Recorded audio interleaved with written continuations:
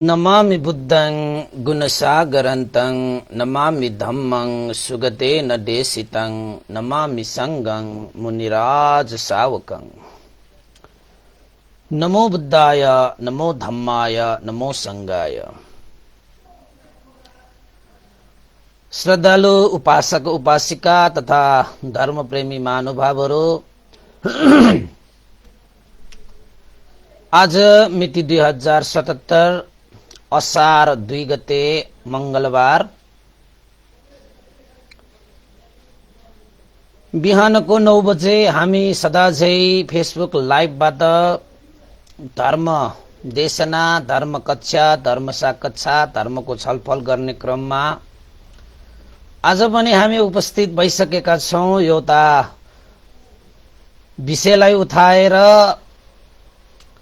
आज पनि हामी करिब 9 बजेदेखि 11 बजेसम्म हामी छलफल गर्ने नै छौं र तपाईहरू त्यतिन्जेल सबैले साथ दिनुहुनेछ भन्ने आशा एवं विश्वासका साथ आज पनि म भिक्षु विमलो श्री सिद्धिमंगल बुद्ध विहार सिद्धिपुर सानागाउँ थसी महालक्ष्मी नगरपालिका वडा नम्बर 6 बुद्ध मार्गबाट तपाईहरू सबैलाई आजको यो चिसो चिसो बिहानीमा न्यानो न्यानो मैत्रीपूर्ण स्वागत गर्न चाहन्छु।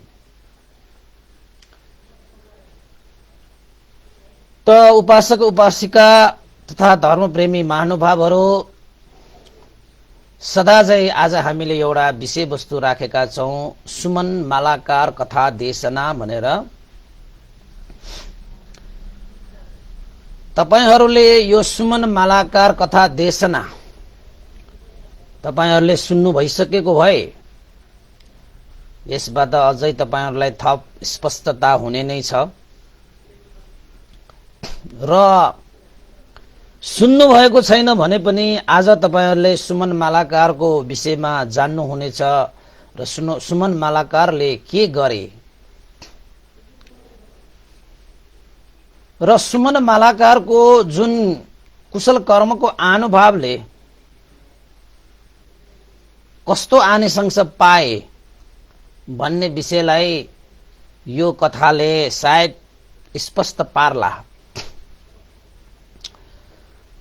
र यसैसँग सम्बन्धित केही घटनाहरू पनि मैले जोड्ने मनसा राखेको छु। अब समयले जति भ्याउँछ त्यति चाहिँ हामी साथमा रहने नै छौं र आजको दिन अलिकति चिसो चिसो खाले छ र यो चिसो चिसो समयमा अलिकति घाँटी पनि यो बस्न सक्छ। त्यसैले आज बिस्तारै देशना गर्नु पर्ला जस्तो मलाई लागिरहेको छ है। र हामीलाई थाहा छ कि बुद्ध शासनमा भगवान बुद्धले यो शासन प्रादुर्भाव गर्नको निमित्त उहाँले 4 असंख्य 1 लाख कल्पसम्म 10 पारमिता 10 उपपारमिता 10 परमत्थ पारमितालाई सम्पादन गरेर उहाँले यो बुद्ध शासनलाई स्थापना गर्नुभएको हो। र यो बुद्ध शासन भनेको सम्पूर्ण दुःखबाट मुक्त हुनको लागि एउटा असल बिउलाई असल भूमि प्राप्त भए झैं मनुष्यहरूलाई, देवताहरूलाई, ब्रह्माहरूलाई यो बुद्ध शासन भनेको दुःखबाट मुक्त हुनको निमित्त सुख शान्ति बिउ रोप्ने एक किसिमको उर्वरा भूमि नै हो यो बुद्ध शासन। त्यसैले यस्तो उर्वरा भूमि हामीसँग उपलब्ध भएको समयमा हामीले आफूसँग भएको असल प्रकारको बिउलाई छर्न सकिएन भने, रोप्न सकिएन भने, बिजारोपण गर्न पाइएन भने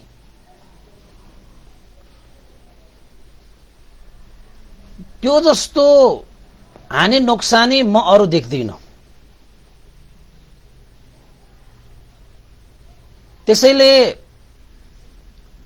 हामीसँग भएको श्रद्धा रूपी बिउ, आस्था, गौरव, विश्वास रूपी बुद्ध शासनको लागि यो पुण्य रूपी फल फलाउने बिउ समान हुन्छ। त्यसैले धर्मको पहिलो पाइला श्रद्धा भनेर भनिन्छ। श्रद्धा बिना हामीले कुनै पनि पाइला अगाडि सार्नै सकिन्न। विशेष गरी यो धर्म कर्मको क्षेत्रमा तपाईसँग श्रद्धा भएन भने तपाईले कुनै पनि त्यस्ता लाभहरू, जुन लाभ बुद्ध शासनले हामीलाई दुःखबाट मुक्त हुने अवस्थासम्म लाभ दिन सक्छ, त्यस्तो महान आनिसंस रूपी लाभ यदि हामी तपाईहरूमा श्रद्धा भएन भने, उर्वरा भूमि भइकन पनि आफूसँग असल प्रकारको बिउ नभएर फल प्राप्त गर्न नसक्ने व्यक्तिहरू जस्तै हामी पनि हुनेछौं। त्यसैले यो सुमन मालाकार कथावत्थु कथा देशनामा पनि सुमन मालाकारले कस्तो श्रद्धा राखेर भगवान बुद्ध प्रति एउटा गौरव भाव प्रकट गरे, भगवान बुद्धलाई श्रद्धा पूजा अर्पण गरे भन्ने विषय यसमा छर्लङ्ग व्याख्या गरिएको छ। यो हामी उपासक उपासिकाहरूको लागि त यो साह्रै नमुना लिन योग्य विषयवस्तु पनि हो। त्यसैले हामीले चाहिँ बुद्ध धर्म संघको शरण गएर बुद्धं शरणं गच्छामि, धम्मं शरणं गच्छामि, संघं शरणं गच्छामि भनेर चाहिँ हामी त्रिरत्नको शरण गइरहेका चाहिँ हुनेछौं। तर साँच्चैकै जस्तो हामीले चाहिँ मुखले बुद्धं शरणं गच्छामि, धम्मं शरणं गच्छामि, संघं शरणं गच्छामि भने जस्तै हृदयदेखि नै समर्पण भावले बुद्धको शरणमा गइरहेका छौं कि छैनौं, धर्मको शरणमा गइरहेका छौं कि छैनौं र संघको शरणमा गएका छौं कि छैनौं, त्यो एकचोटि आफैलाई सोध्नु पर्ने बेला भएको छ। आफैले आफैलाई निहाल्नु पर्ने अवस्था भएको छ। आफैलाई परीक्षण गर्नु पर्ने अवस्था आएको छ। यदि तपाई साँच्चैकै बुद्ध धर्म संघको शरणमा श्रद्धा आस्था विश्वासका साथ समर्पण भावले तपाई त्रिरत्नको शरणमा हुनुहुन्छ भने त्यो विषय तपाईको लागि साह्रै सन्तोषको विषय हुन सक्छ, साह्रै हर्षको विषय हुन सक्छ। आफूले आफूलाई जात्दाखेरि त्यो परीक्षामा हामी उत्तीर्ण हुँदाखेरिको त्यो सन्तुष्टि अरू ठाउँबाट हामीले प्राप्त गर्न सकिदैनौं। यदि केही गरी तपाई साँच्चैकै त्रिरत्न प्रति श्रद्धा आस्था गौरवले समर्पण भावले त्रिरत्नको शरण गइरहेको छैन भने तपाईले आफैले आफूलाई मार्गनिर्देशन गर्नुपर्छ, आफैले आफूलाई सुधार्नुपर्छ, आफैले आफैलाई नै एक किसिमले सत्मार्गमा पाइला चाल्नको लागि प्रोत्साहन गर्नुपर्छ। उपासक उपासिकाहरू भइसकेपछि सदा आफूलाई निहाल्ने बानी गर्नुपर्छ, जसलाई हामी सतिपत्थान विपස්සना भावना पनि भन्छौं। जुन सतिपत्थान विपස්සना भावनाले हामीले आफैलाई एउटा ऐनामा हेर्दाखेरि आफूलाई जुन प्रतिबिम्ब चाहिँ स्पष्ट रूपमा देख्छौं, त्यसरी नै विपස්සना भावना हामीले चाहिँ अभ्यास गर्न थाल्यौं भने आफ्नो यो हृदयलाई पनि एउटा ऐनामा आफूलाई प्रतिबिम्बित भएको जस्तै विपස්සनाको त्यो ऐनामा हामीले आफ्नो हृदयलाई प्रतिबिम्बित गरेर हेर्न सक्छौं। अनि मात्रै हामीले भन्न सक्छौं कि म सही मार्गमा हिँडिरहेका छौं, मेरो शरण शुद्ध छ, मेरो आचरण शुद्ध छ, मैले गर्नुपर्ने कार्य गरिरहेको छु, मैले हिँड्नुपर्ने मार्ग हिँडिरहेको छु भनेर आफैलाई सन्तोष मिल्छ। सन्तुष्टि परमं धनं सन्तुष्टि परमं सुखं। सन्तोषले हामीलाई हैन सुख दिन्छ, सन्तोष नै ठूलो धन हो, हैन? त्यसैले सन्तुष्टि जस्तो अर्को कुनै ठूलो धन छैन, सन्तुष्टि जस्तो अर्को कुनै सुख पनि छैन। त्यसैले पनि हामी सुख सुख भनिरहेका छौं, तर सुख प्राप्त गर्नको निमित्त चाहिने जुन सन्तोषी हुने जुन चाहिँ गुण धर्म छ, त्यसलाई पनि हामीले विकास गर्नु आवश्यक छ। र बुद्ध धर्म संघमा हामी शरण गएर काय वाक चित्तद्वारा बुद्ध धर्म संघ प्रति समर्पण भाव व्यक्त गरेर जुन कार्यहरू चाहिँ हामी गरिरहेका हुन्छौं, ती कार्यहरूको कारणले गर्दाखेरि तपाईको जीवनमा सन्तोष मिल्छ। किन त भन्दाखेरि भगवान बुद्धले 10 कुशल र 10 अकुशलको विषयमा प्रस्तै देशना गर्नुभएको छ। यो बोलीले कस्ता कस्ता कार्यहरूलाई हामीले छुट्याउनु पर्छ, यानी कि यो वाक भनेको चाहिँ बोली वचनले कस्तो कार्य त्याग्नु पर्छ, शरीरले कस्तो कार्य त्याग्नु पर्छ र मनले कस्तो कार्य त्याग्नु पर्छ, यो बोलीले कस्तो बोली बोल्नु पर्छ, यो शरीरले कस्तो कार्य गर्नुपर्छ र यो मनले कस्तो विचार कस्तो सोच विकास गर्नुपर्छ भन्ने कुरा भगवान बुद्धले स्पष्ट देशना गर्नुभएको छ। त्यसैले त्रिरत्नको शरणमा जाने मान्छेहरूले यी काय वाक चित्तलाई शुद्ध गर्ने विधि उनीहरूले पाउँदाखेरि, त्यही अनुसार जीवन यापन गर्दाखेरि उसलाई लाभै हुन्छ, उसलाई मंगल नै हुन्छ, उसलाई कल्याण नै हुन्छ। र लाभ मंगल कल्याणले गर्दाखेरि उसले जुन शरण ग्रहण गरेको थियो, त्यो शरण ग्रहण प्रति श्रद्धा बलियो त हुन्छ नै, साथसाथै त्यो शरणबाट उसले जीवनमा एउटा सन्तोष प्राप्त गरिरहेको हुन्छ। जुन सन्तोष चाहिँ जीवनको लागि एउटा हीरा भन्दा पनि मूल्यवान विषयवस्तु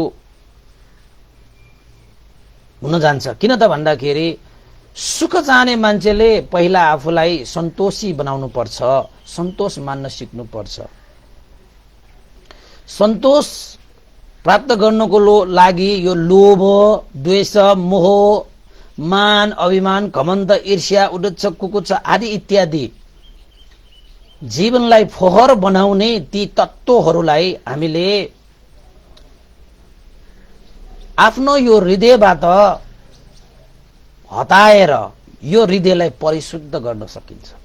यो यस्ता कुराहरू चाहिँ हामीलाई भगवान बुद्धले सिकाउनु भएको छ।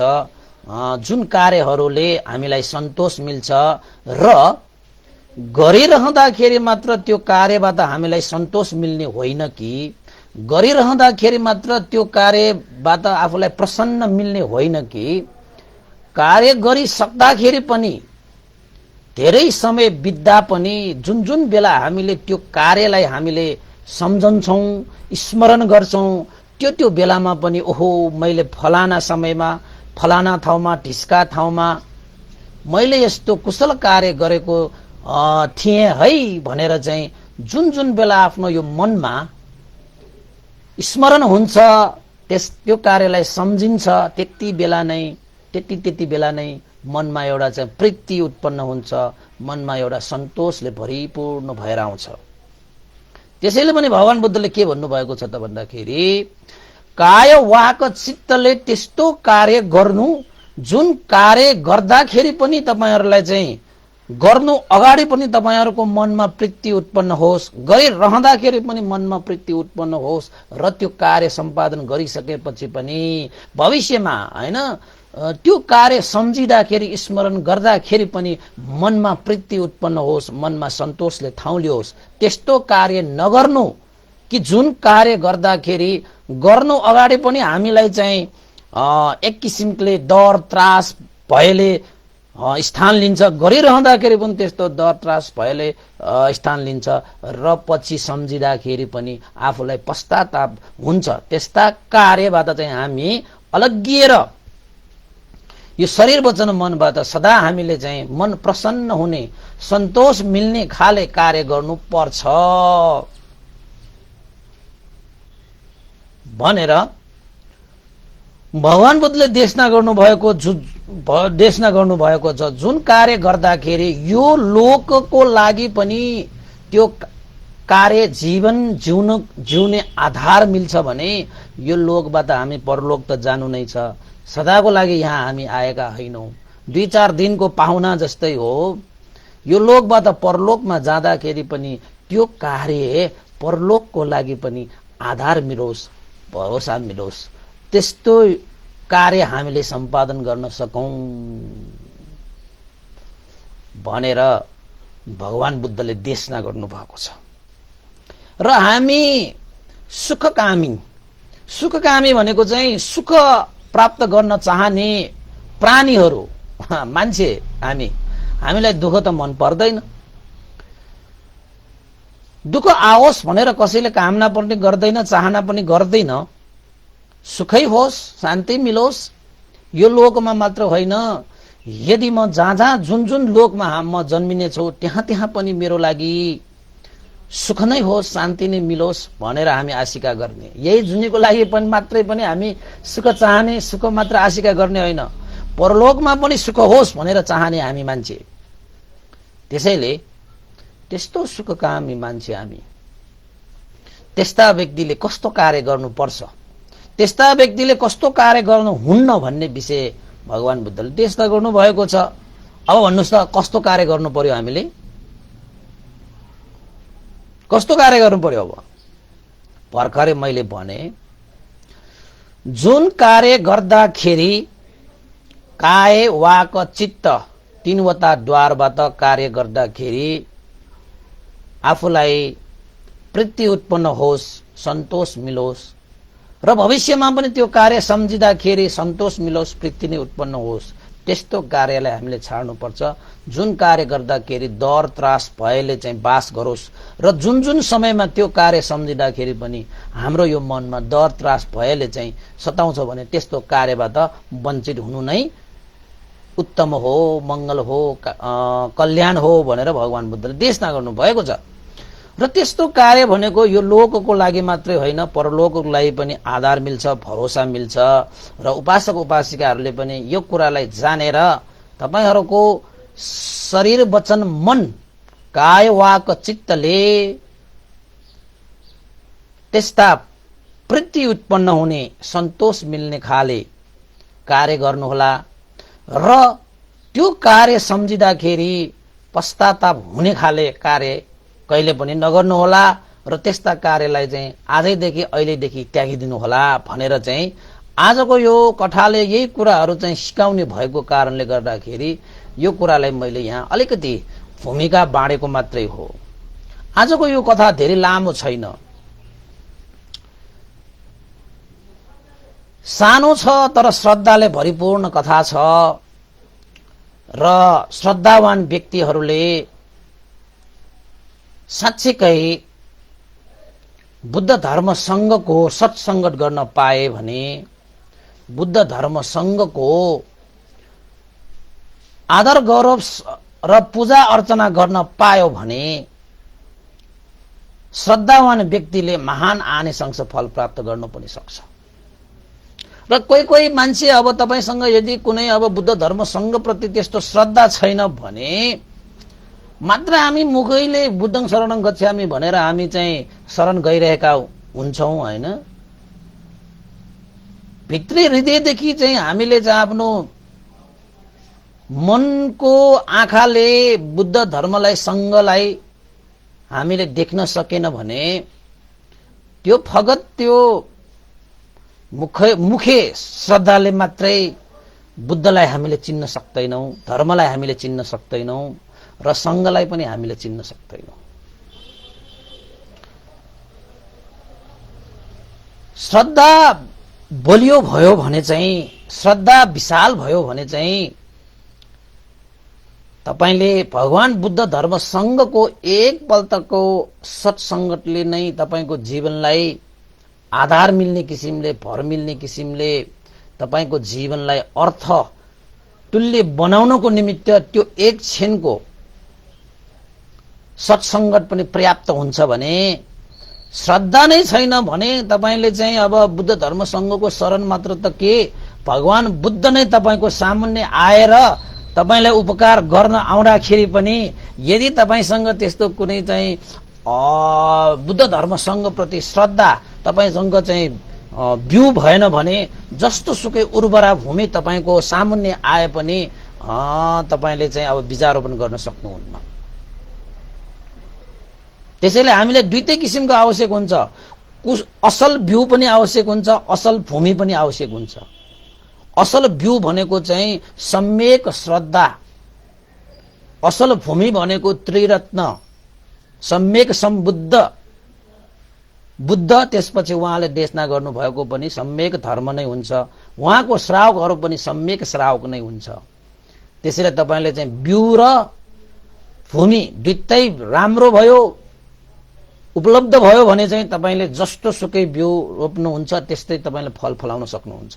चाहे तपाई त्यसले दानको बिउ रोप्नुस्, चाहे सीलको बिउ रोप्नुस्, चाहे फलको बिउ रोप्नुस्, तपाईको कर्म अनुसार दान रोप्नु भयो, दानको रूपमा तपाईले चाहिँ श्री सम्पत्ति रूप फलाउन सक्नुहुन्छ।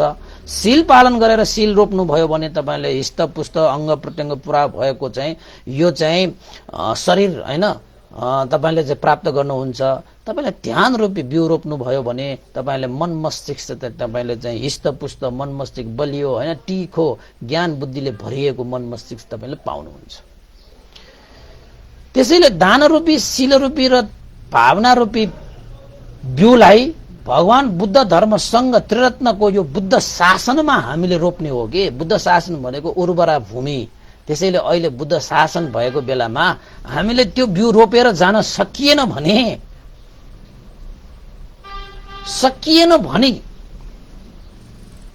बुद्ध शासन सकियो भने चाहिँ तपाईले चाहिँ उर्वरा भूमि नपाएको जस्तो। तर तपाईसँग श्रद्धा हैन दानशील भावना कुशल कर्म गर्ने त्यस्तो बिउ भए तापनि तपाईले आफूसँग भएको असल बिउलाई जस्तो ठाउँमा त्यस्तो ठाउँमा रोपेर त तपाईले चाहिँ आफूले चाहे जस्तो फल प्राप्त गर्न सक्दैन नि। सकिन्छ? अब तपाईले के तपाईसँग भएको असल बिउ भन्दैमा तपाईले ढुङ्गा पानी नभएको ठाउँमा त्यो बिउ रोपेर तपाईले त्यो बिउबाट तपाईले चाहेको जस्तो फल पाउन सक्नुहुन्छ त? सकिदैन नि। हो त्यसरी नै बुद्ध शासनमा हामीले चाहेको के त भन्दाखेरि, हामी मान्छेहरूले चाहेको के त भन्दाखेरि सबै दुःखबाट मुक्त होस्, हो कि होइन? सबै दुःखबाट मुक्त होस् र सदाको लागि सुख शान्ति प्राप्त होस् भनेर तपाईँ हामीले चाहेको हो नि। हो त्यस्तो सम्मको फल प्राप्त गर्नको निमित्त तपाईँ हामीले चाहिँ बुद्ध धर्म संघ त्रिरत्न सहितको त्यो बुद्ध शासनमा हामीले रोप्न सकियो भने, त्यो दानशील भावनादि कुशल कर्म रोप्न सकियो भने चाहिँ हामीले चाहिँ सम्पूर्ण दुःखबाट अलग्ग भएर परम सुख शान्ति निर्वाण धर्मलाई प्राप्त गरिलिन सक्छौं। र सबै मान्छेहरूको अन्तिम चाहना, अन्तिम उद्देश्य, अन्तिम लक्ष्य भनेको त्यही हो। त्यसैले हामी मात्रै यो बुद्ध शासनमा हामीले चाहिँ त्यो असल बिउ रोप्नु पर्ने होइन कि संसारमा जो कोही पनि यदि सम्पूर्ण दुःखबाट अलग्ग भएर परम सुख शान्ति चाहन्छ भने त्यस्ता व्यक्तिहरूले पनि त्यो दान, त्यो शील, त्यो ध्यान रूपी त्यो असल बिउलाई बुद्ध शासनमा नै के गर्नुपर्छ? बीजारोपण गर्नुपर्छ। त्यो भूमि भनेको, त्यो उर्वरा भूमि भनेको त्रिरत्न सहितको त्यो बुद्ध शासनले मात्रै दिन सक्छ है। फेरि अन्त त्यस्तो चाहिँ उर्वरा भूमि छैन। त्यसैले हामी कति भाग्यमानी, यस्ता चाहिँ उर्वरा भूमि प्राप्त गरिरहेका हामी कस्ता भाग्यमानी। हेर्नुहोस् त, भगवान बुद्धले यो बुद्ध शासन स्थापना गर्नुभएको त तपाईको लागि, मेरो लागि, उहाँको लागि। आफूले चाहिँ राम्रोसँग चाहिँ सोचेर हेर्ने हो भने यो बुद्ध शासन त मेरै लागि रहेछ। भगवान बुद्धले त्यत्रो चाहिँ त्याग तपस्या गर्नुभएको त मेरै लागि रहेछ। भगवान बुद्धले त्यस्ता चाहिँ दानशील भावनादि चाहिँ असल बिउ चाहिँ उहाँले चाहिँ उत्पादन गर्नुभएको त मेरै लागि रहेछ भनेर तपाईले भन्नुपर्ने अवस्था आउँछ। र त्यो सही पनि हो, त्यो सही पनि हो। तपाईलाई शंका लाग्छ भने शंका गर्नुहोस् तर शंकालाई नपाल्नुहोस्, शंकालाई निवारण गरिहाल्नुहोस्। भन्तेले यस्तो भन्नुभएको छ, साँच्चै के हो कि होइन भनेर तपाईले दानशील भावनाले त्यो कुशल कर्मलाई एकचोटि बुद्ध शासनमा गएर रोप्नुहोस् त, त्यहाँबाट पाउने त्यो फल, अनि तपाईँ सन्तोष मिल्छ, अनि तपाईलाई सुख मिल्छ। यसरी नै एकजना उपासक थियो बुद्धकालीन समयमा, सुमन मालाकार। सुमन मालाकार भनेपछि नामै सुमन, मन नै के भएको? सुमन, राम्रो मन भएको। तर मालाकार, मालाकार भनेको अहिलेको हाम्रो समाजमा मालीहरू जसले चाहिँ फूलको काम गर्छ, त्यस्ता व्यक्तिहरूलाई माली भन्छ, मालाकार त्यति बेला है। एकजना सुमन मालाकार भन्ने तपाईले सुन्नु भएको छ होला। अस्ति मैले एकचोटि चाहिँ खुजुत्तराको देशना गर्दाखेरि त्यो देशनामा मैले भनेको थिएँ, खुजुत्तरा त्यो चाहिँ फूल लिएर बिक्री गर्थ्यो। कहाँ गएर ऊ चाहिँ त्यहाँ बेच्न गयो त भन्दाखेरि त्यही सुमन मालाकारसँग उसले चाहिँ फूल लिएर चाहिँ बेच्ने थियो नि त।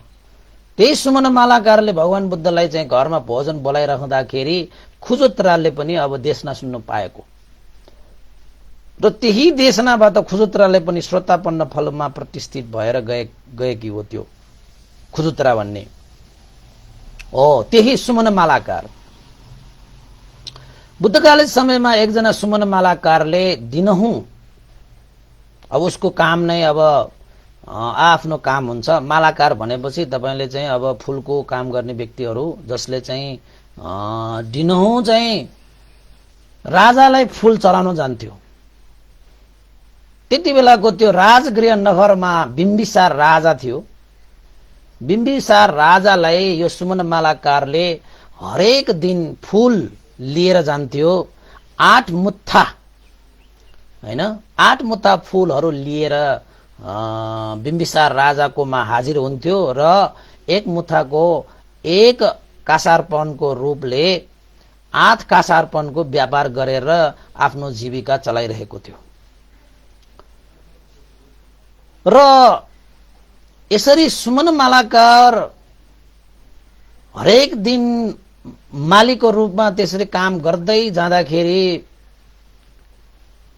उसले मनले चाहे जस्तो अब बुद्ध धर्म संघ प्रति जुन चाहिँ श्रद्धा, आस्था, विश्वास थियो त्यो अनुसार उसले दानशील भावनाले कुशल कर्म गर्ने अवसर उसलाई जुरिरहेको थिएन। किन त भन्दाखेरि हरेक दिन 8 मुठा त्यो फूलहरू लिएर राजदरबारमा बिम्बिसार राजाकोमा हाजिर हुनु थियो र चाहिने रूपमा सबैलाई फूलको व्यवस्था गर्नु पर्थ्यो। त्यही फूलको कामले गर्दाखेरि उसले आफ्नो जीविका यापन गरिरहेको थियो। त्यसैले उसलाई समयले साथ दिइरहेको थिएन कि बुद्ध धर्म संघको शरणमा गएर हरेक दिनमा दान गरौं, शील पालन गरौं, ध्यान भावना गरौं भन्ने मनमा त्यस्तो एउटा श्रद्धा भाव भए तापनि त्यो अवसर उसलाई जुडिरहेको थिएन। अब हामीलाई पनि उपासक उपासिकाहरूलाई पनि कहिलेकाहीँ त्यस्तै भएको हुन सक्छ कि आफ्नो हृदयमा चाहिँ त्रिरत्न प्रति अगाध श्रद्धा भए तापनि त्रिरत्न प्रति गर्नुपर्ने दानशील भावनालाई सम्पन्न गर्नको निमित्त यो गृहस्थी जीवनले नै हामीलाई बाधा पुर्याइरहेको हुन सक्छ, हैन?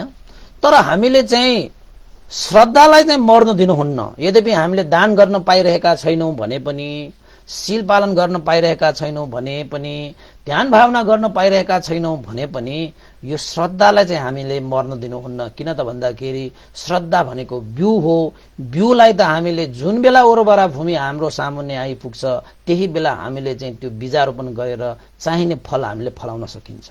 जब तपाईसँग चाहिँ बिउ नै छैन भने चाहिँ अब तपाईले उर्वरा भूमि तपाईको सामुन्ने आएर बसे तापनि तपाईलाई तपाईसँग चाहिँ बिउ नै छैन भने अब कसरी तपाईले चाहिँ अब बीजारोपण गर्ने?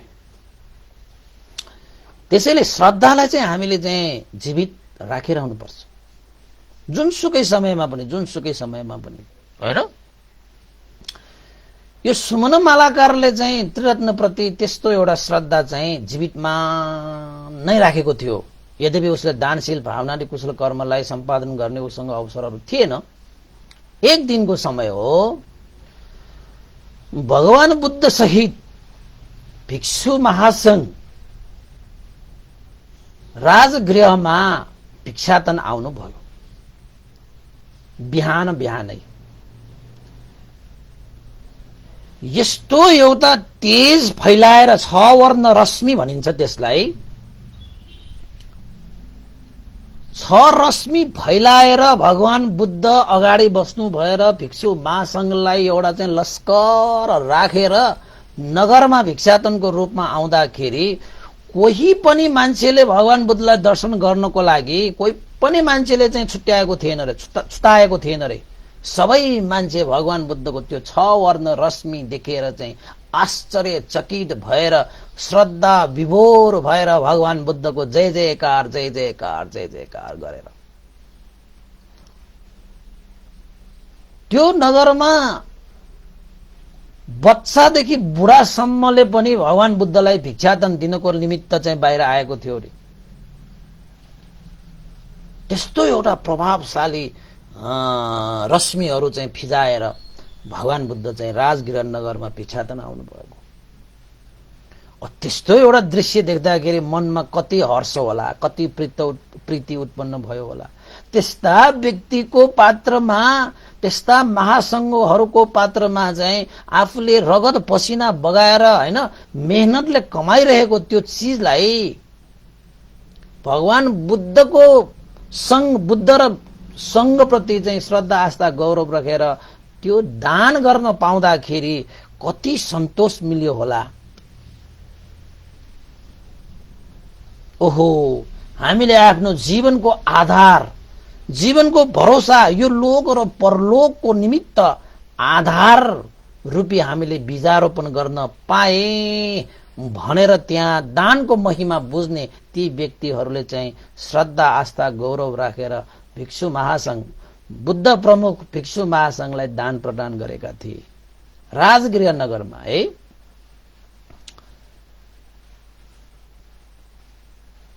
त्यस्तो एउटा दृश्य देख्दाखेरि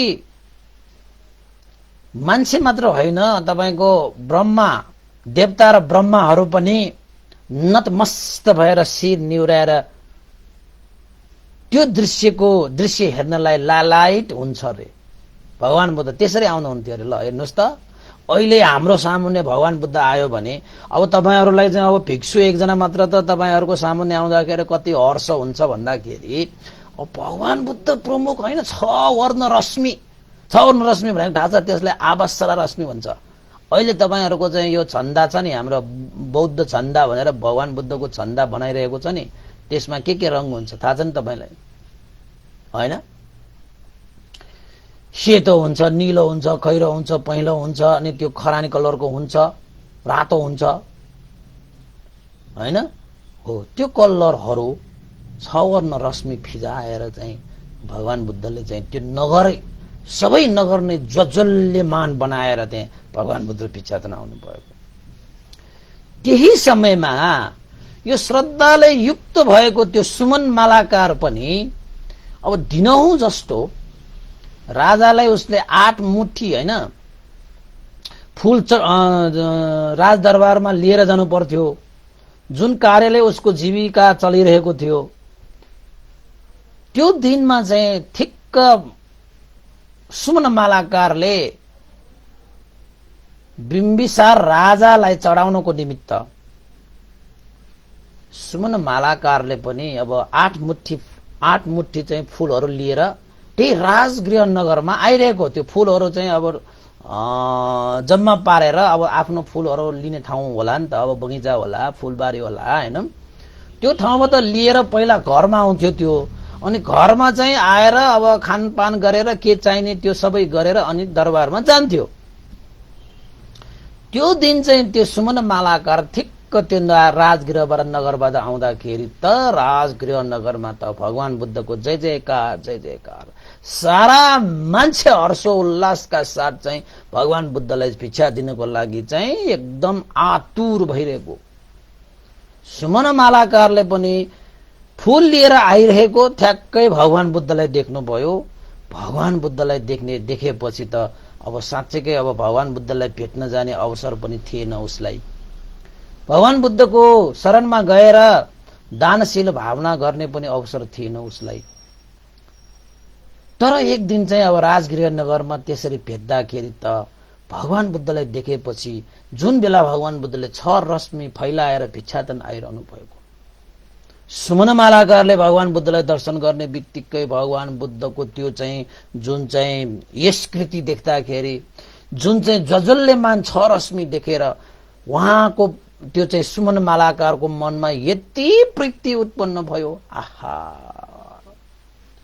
मैले आज भगवान बुद्धलाई दर्शन गर्न पाए, मैले आज शास्तालाई दर्शन गर्न पाए, अर्हत तथागत भगवान बुद्धलाई मैले दर्शन गर्न पाए, मेरो अहो भाग्य भनेर श्रद्धा चित्त राखेर भगवान बुद्धलाई चाहिँ हात जोड्दै, अब फूल त छ उसँग कतिवटा 8 मुठी फूल छ, श्रद्धा राखेर उसले चाहिँ वन्दना गरे। वन्दना गरेर भगवान बुद्धलाई चाहिँ आफ्नो चाहिँ श्रद्धा युक्त चाहिँ नजरले हेर्दाखेरि भगवान बुद्धको चाहिँ 32 लक्षणले युक्त भएको, 80 अनुव्यञ्जनले युक्त भएको त्यस्तो एउटा चाहिँ भगवान बुद्धको त्यस्तो गुण धर्मलाई देखेपछि सुमन मालाकारको चाहिँ मन जसरी चाहिँ आगो अगाडि घिउ राख्दाखेरि घिउ पग्ले जस्तै सुमन मालाकारको मन पनि पग्ले। सबैले श्रद्धा आस्था विश्वास राख्दै दान गरिरहेको छ, उसलाई पनि केही दिउँ। तपाईलाई पनि कसैप्रति श्रद्धा भयो भने हैन, आस्था भयो भने तपाईलाई पनि त्यसै बसिरहँ जस्तो लाग्दैन, केही दिउँ दिउँ दिउँ दिउँ दिउँ दिउँ जस्तो लाग्छ तपाईलाई, सबैलाई त्यस्तो लाग्छ। किन त भन्दाखेरि खुसी मिल्दाखेरि चाहिँ हामीले दिने हैन, त्याग्ने इच्छा आउँछ के। प्रीति उत्पन्न हुँदाखेरि, श्रद्धा उत्पन्न हुँदाखेरि, खुसी मिल्दाखेरि, प्रसन्न हुँदाखेरि हामीलाई के चाहिँ त्याग चित्त पनि उत्पन्न हुने रहेछ। त्यसैले यो प्रीति उत्पन्न गर्ने, यो श्रद्धा उत्पन्न गर्ने भनेको चाहिँ श्रद्धा र त्याग भनेको आफैमा कुशल चित्त हो हैन, तर त्यसको परिणाम पनि झनै कुशल हुन्छ के। श्रद्धा र आस्था हैन, प्रीतिले गर्दाखेरि दान गर्ने तपाईको चाहिँ कुशल चेतना वृद्धि हुन्छ, शील पालन गर्ने कुशल चेतना वृद्धि हुन्छ, तपाईको ध्यान गर्ने कुशल चित्तहरू वृद्धि हुन्छ। अब ध्यान गर्नुपर्छ भने ध्यान मात्र गर्न गएर पनि काम छैन के। जब उसँग श्रद्धा छैन, प्रीति छैन, खुसी छैन हैन, जसरी चाहिँ त्रिरत्न प्रति जुन आस्था गौरव हुनुपर्छ त्यो नै छैन, बिउ नै छैन क्या बिचरासँग। अनि कसरी हुन्छ? सुमन मालाकारसँग त त्यस्तो श्रद्धा छ, बिउ त पहिल्यै थियो उसको, उसले मात्र पाउन बाँकी भनेको उर्वरा भूमि पाउन मात्रै बाँकी हो। र भगवान बुद्ध त्यहाँ चाहिँ राजगृहमा त्यसरी आइरहँदाखेरि सबैले श्रद्धाले दान गरिरहेको देखेपछि 32 लक्षणले युक्त भगवान शास्ता, 80 अनुव्यञ्जनले युक्त भगवान शास्ता। यो 32 लक्षण र 80 अनुव्यञ्जन भनेको के हो भनेर चाहिँ यो चाहिँ हाम्रो चाहिँ परिनिर्वाण सूत्रमा पनि आउँछ हैन, त्यसपछि यो बुद्ध वंशमा पनि आउँछ, धेरै ठाउँमा छ यो चाहिँ 32 लक्षण भनेको के हो। तपाईलाई चाहिन्छ भने म सबै एक दिन भनौला, यो 80 व्यञ्जन हैन र 32 लक्षण पनि छ के हैन। अब हामीसँग पनि के लक्षणहरू छ के, 32 लाई नभए पनि हामीसँग के लक्षणहरू छ हैन। भगवानको दाँत मात्रै कतिवटा छ थाहा छ तपाईलाई?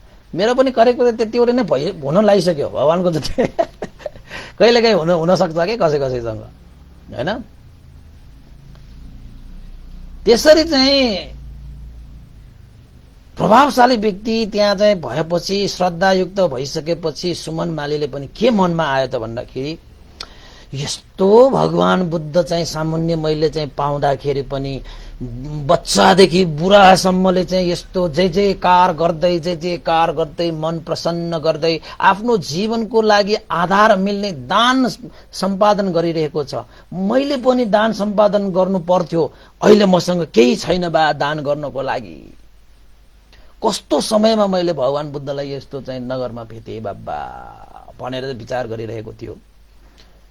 अब अरूले जस्तो तपाईको चाहिँ अब भसातन आइरहेको बेलामा खानासाना दिने त उसँग त अब त्यो हाटमा त केही पनि थिएन, मात्र फूल मात्रै थियो। त्यो फूल पनि चाहिँ अब कसको लागि ल्याएको त भन्दाखेरि बिम्बिसार राजाको लागि चाहिँ अब ल्याएको। राजालाई चाहिँ अब दिनदिनै चाहिँ दैनिक रूपमा उसले फूल चढाउनु पर्थ्यो, उसको त नित्य कार्य नै भयो। अब एक दिन त्यो राजाले फूल ल्याएन भने त अब राजाहरू भने त्यस्तै हो, उनीहरूले आज्ञा दियो भने चाहिँ त्यो फूल नल्याउने त्यस्ता चाहिँ राजद्रोही ठानेर चाहिँ उसको जीवन पनि सखाप पार्न सक्छ, हैन? मृत्युदण्ड पनि दिन सक्छ, त्यसलाई चाहिँ देश निकाला पनि गर्न सक्छ, अनि पाता कसेर उसलाई दण्ड सजाय पनि दिन सक्छ, जेल खानामा झ्यालखानामा पनि राख्न सक्छ, हैन? सुमन मालाकारले यस्तो अवसर मलाई कहिले हुन्छ, मसँग दिनको निमित्त अन्न पान त छैन, तर मसँग अहिले हातमा के छ त भन्दाखेरि फूलमाला फूल ठुङ्गाहरू 8 ठुङ्गाहरू चाहिँ हैन, फूलका ठुङ्गाहरू मुठाहरू मसँग छ। यही फूललाई म चाहिँ आज बुद्ध भगवान सहित भिक्षुसँगलाई किन नचढाउँ?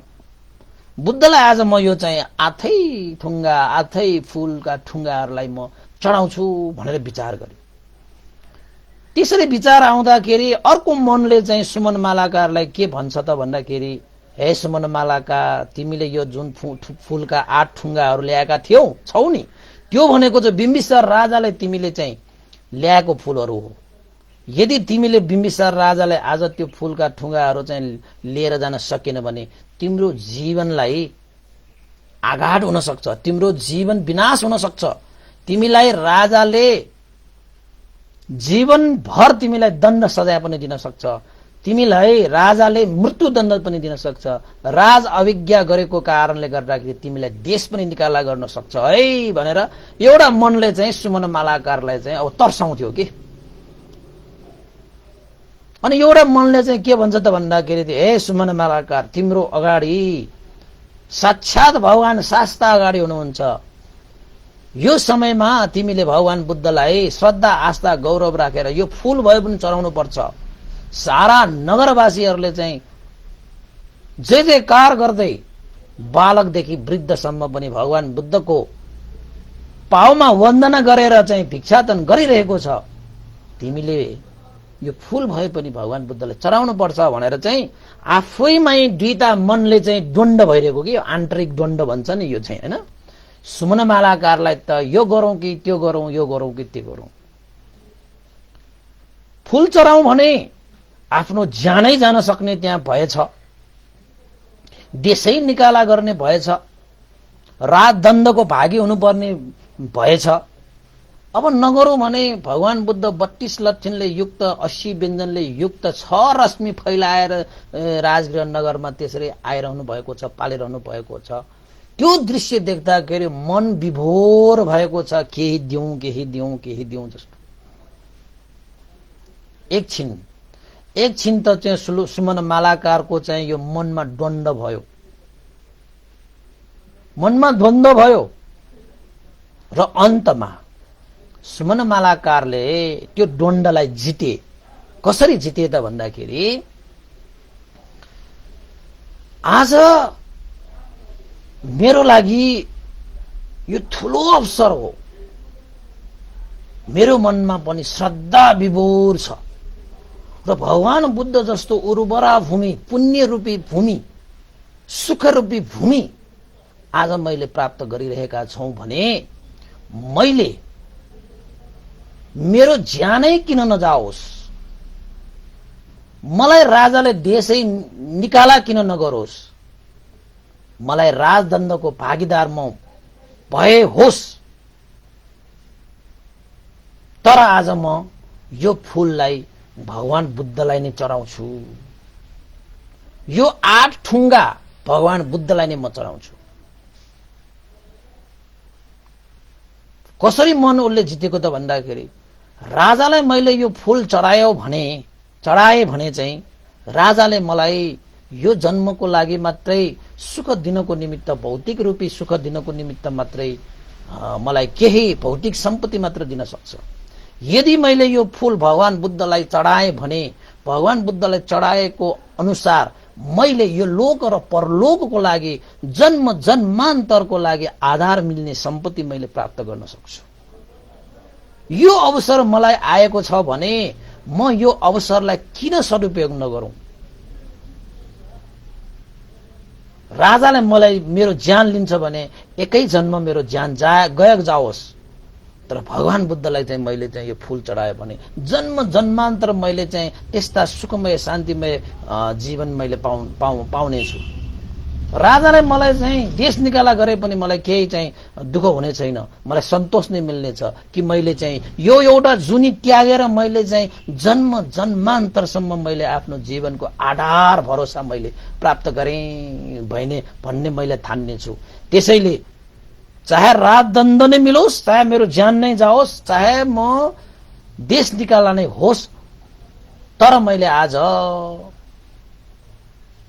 निर्वाण रूपी राज्यको भागीदार हुने किसिमले जन्म जन्मान्तरसम्मको सुख शान्ति जीवन बिताउनको निमित्त हरेक जन्ममा हैन परिपूर्ण भएर जन्मिनको निमित्त भए पनि यो लोक र परलोकको एउटा चाहिँ आधार भरोसा प्राप्त गर्नुको निमित्त मैले यो फूल म भगवान बुद्धलाई नै चढाउँछु भनेर आफ्नो ज्यानलाई पनि दाउमा राखेर आफ्नो प्राणको पनि कुनै प्रभाव नगरिकन सुमन मालाकारले दुई ठुङ्गा फूलहरू भगवान बुद्धलाई पहिला दुईवटा ठुङ्गा चढाए भनेर लेखेको छ हैन। दुईवटा ठुङ्गाहरू चढाएको त्यो फूल चाहिँ गएर भगवान बुद्धको चाहिँ यो पछाडि पातबाट माथि फूलले चाहिँ त्यो फन्ना जस्तो हैन, छाता जस्तो मजाले पछाडिबाट त्यो फूलहरूको एउटा चाहिँ सुगन्ध, त्यो सुवर्ण त्यो रश्मि फैलेको जस्तै त्यो फूल त ठ्याक्कै भगवान बुद्धलाई अड्किन गएको अरे। त्यसरी फूल चढाउन के दुईटा ठुङ्गा चढाए, अगाडिपट्टि पनि भगवान बुद्धको चाहिँ अगाडिपट्टि चढाएको, अगाडिपट्टि चढाउँदाखेरि पनि भगवान बुद्धलाई त्यो फूल पनि एउटा चाहिँ सुवर्ण फूल बनेर चाहिँ भगवान बुद्धलाई सजिरहेको थियो अरे। दुई ठुङ्गा दायाँ, दुई ठुङ्गा बायाँ, दुई ठुङ्गा अगाडि, दुई ठुङ्गा पछाडि, चारै दिशामा चाहिँ सुमन मालाकारले भगवान बुद्धलाई त्यो दुईटा गर्दै 8वटा ठुङ्गा जुन चाहिँ बिम्बिसार राजालाई भनेर ल्याएको त्यो फूललाई चाहिँ सुमन मालाकारले त्यसको चाहिँ एउटा आनिशंसलाई चाहिँ मनमा राखेर उसले चाहिँ आफ्नो ज्यानको प्रभाव नगरिकन भगवान बुद्धलाई चढाए।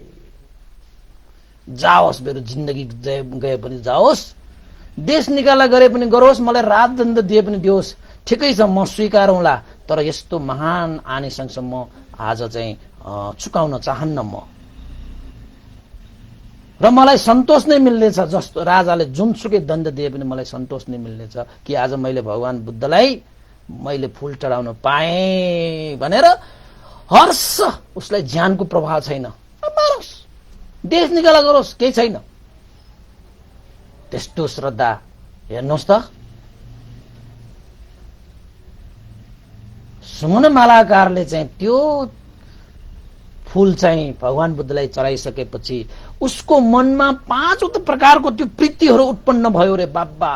कति प्रीति उत्पन्न भएपछि यति हल्का भयो जिन्दगी के मानौ। उसले चाहिँ अब मात्रै हो मैले साँच्चै जीवन पाएको, यो जीवन र अरू जीवनहरू पनि मैले धन्य गर्न पाएँ भन्दै हो। धन्य धन्य धन्य भन्दै खुसी हुँदै मैले चाहिँ हर्षोल्लासका साथ भगवान बुद्धलाई पञ्चाङ्ग वन्दना गरे फूल चढाएर।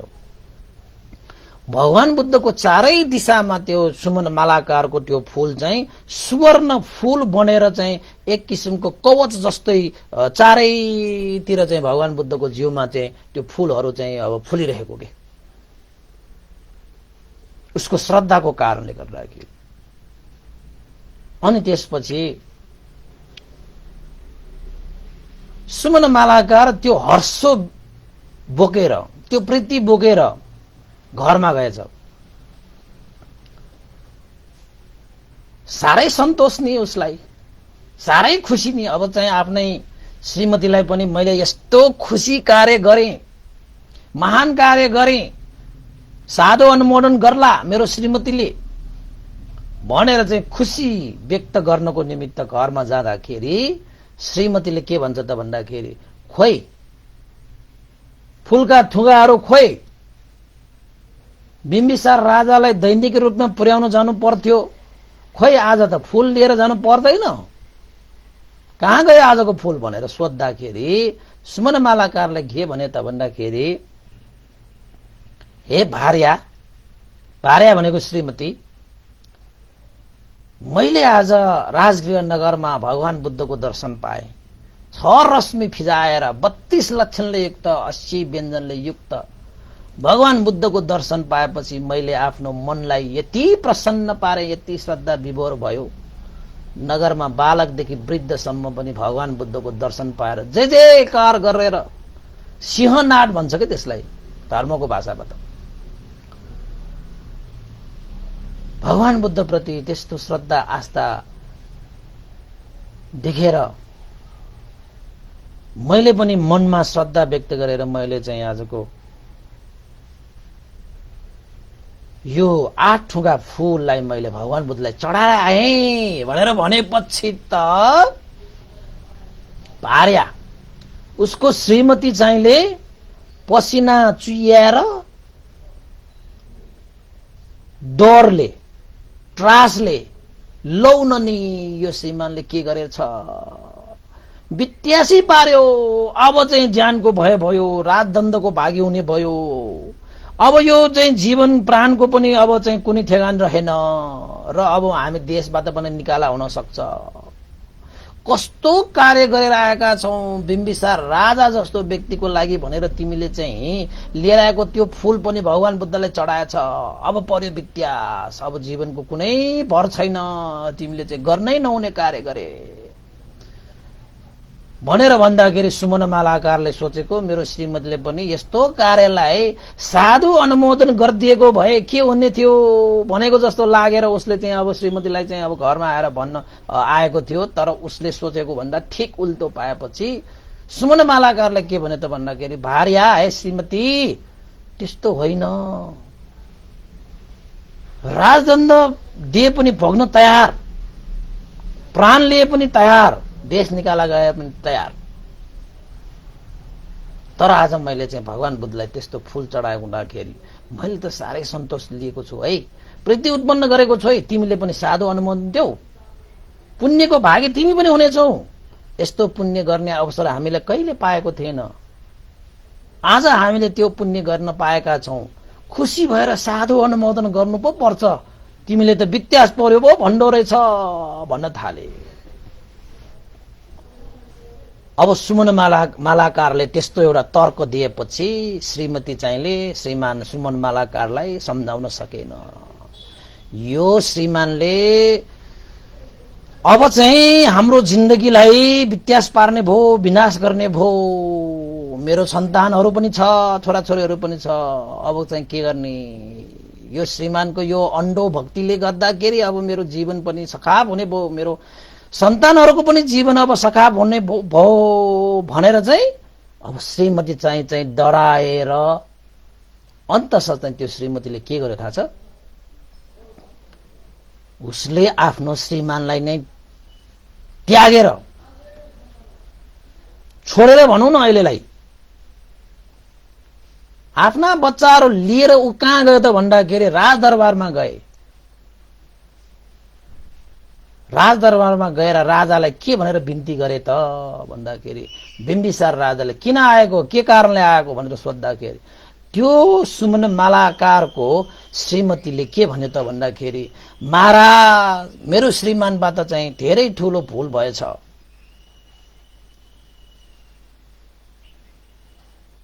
आज तपाईलाई ल्याएको 8 ठुगा फूलहरू सुमन मेरा श्रीमती श्रीमानले भगवान बुद्धलाई चढाएछ। उसले चाहिँ गर्नै नहुने कार्य गरेछ, त्यसैले चाहिँ राजदण्ड पनि भोग्न सकिन्छ, हामीले मृत्युदण्ड पनि पाउन सकिन्छ, देश निकाला पनि हुन सक्छ। त्यसैले महाराज मेरो बिन्ती के हो त भन्दाखेरि, तपाईलाई मैले के बिन्ती चढाउन आएको त भन्दाखेरि, त्यो सुमन मालाकारले जुन कार्य गर्यो त्यो कार्यमा हाम्रो कुनै पनि हात छैन, कुनै पनि सहमति पनि छैन। मैले गरेर आउँदाखेरि श्रीमानलाई त्यस्तो सम्झाउँदाखेरि पनि श्रीमान सम्झेन। महाराज क्षमा गरिदिनु होला है, क्षमा गरिदिनु होला। यदि तपाईलाई चाहिँ कुनै चाहिँ दण्ड दिनुहुन्छ भने जसले त्यो कर्म गरेको हो उसलाई मात्रै दण्ड दिनुहोस्, हामी चाहिँ निर्दोष है, हामीलाई दण्ड दिनुहोस्। महाराज त्यो सुमन मालाकारबाट म चाहिँ अब छुट्टिसकेँ, अलग्ग भइसकेँ, यानि कि मैले आफ्नो श्रीमानलाई पनि त्यागिसकेँ। मलाई चाहिँ त्यो सुमन मालाकारको त्यो सजायमा मलाई भागीदार नबनाउनुहोस् भनेर त्यो सुमन मालाकारको श्रीमती राजा कहाँ गएर त्यो सजायको भागीदार हुन्छ भनेर त्यो सजायबाट बच्नको निमित्त राजालाई मैले श्रीमान पनि त्यागिदिएँ। त्यो कार्य उसकै मात्रै हो, मेरो कुनै सहमति पनि छैन, मेरो कुनै सहभागिता पनि छैन। जसले त्यो कर्म गरेको हो उसलाई मात्रै तपाईले सजाय दिनुहोला, मलाई चाहिँ माफ गरिदिनु होला। मैले त श्रीमानसँग म अलग त्यागिसकेँ मैले भन्न थाल्यो। बा ल हेर्नुहोस् त,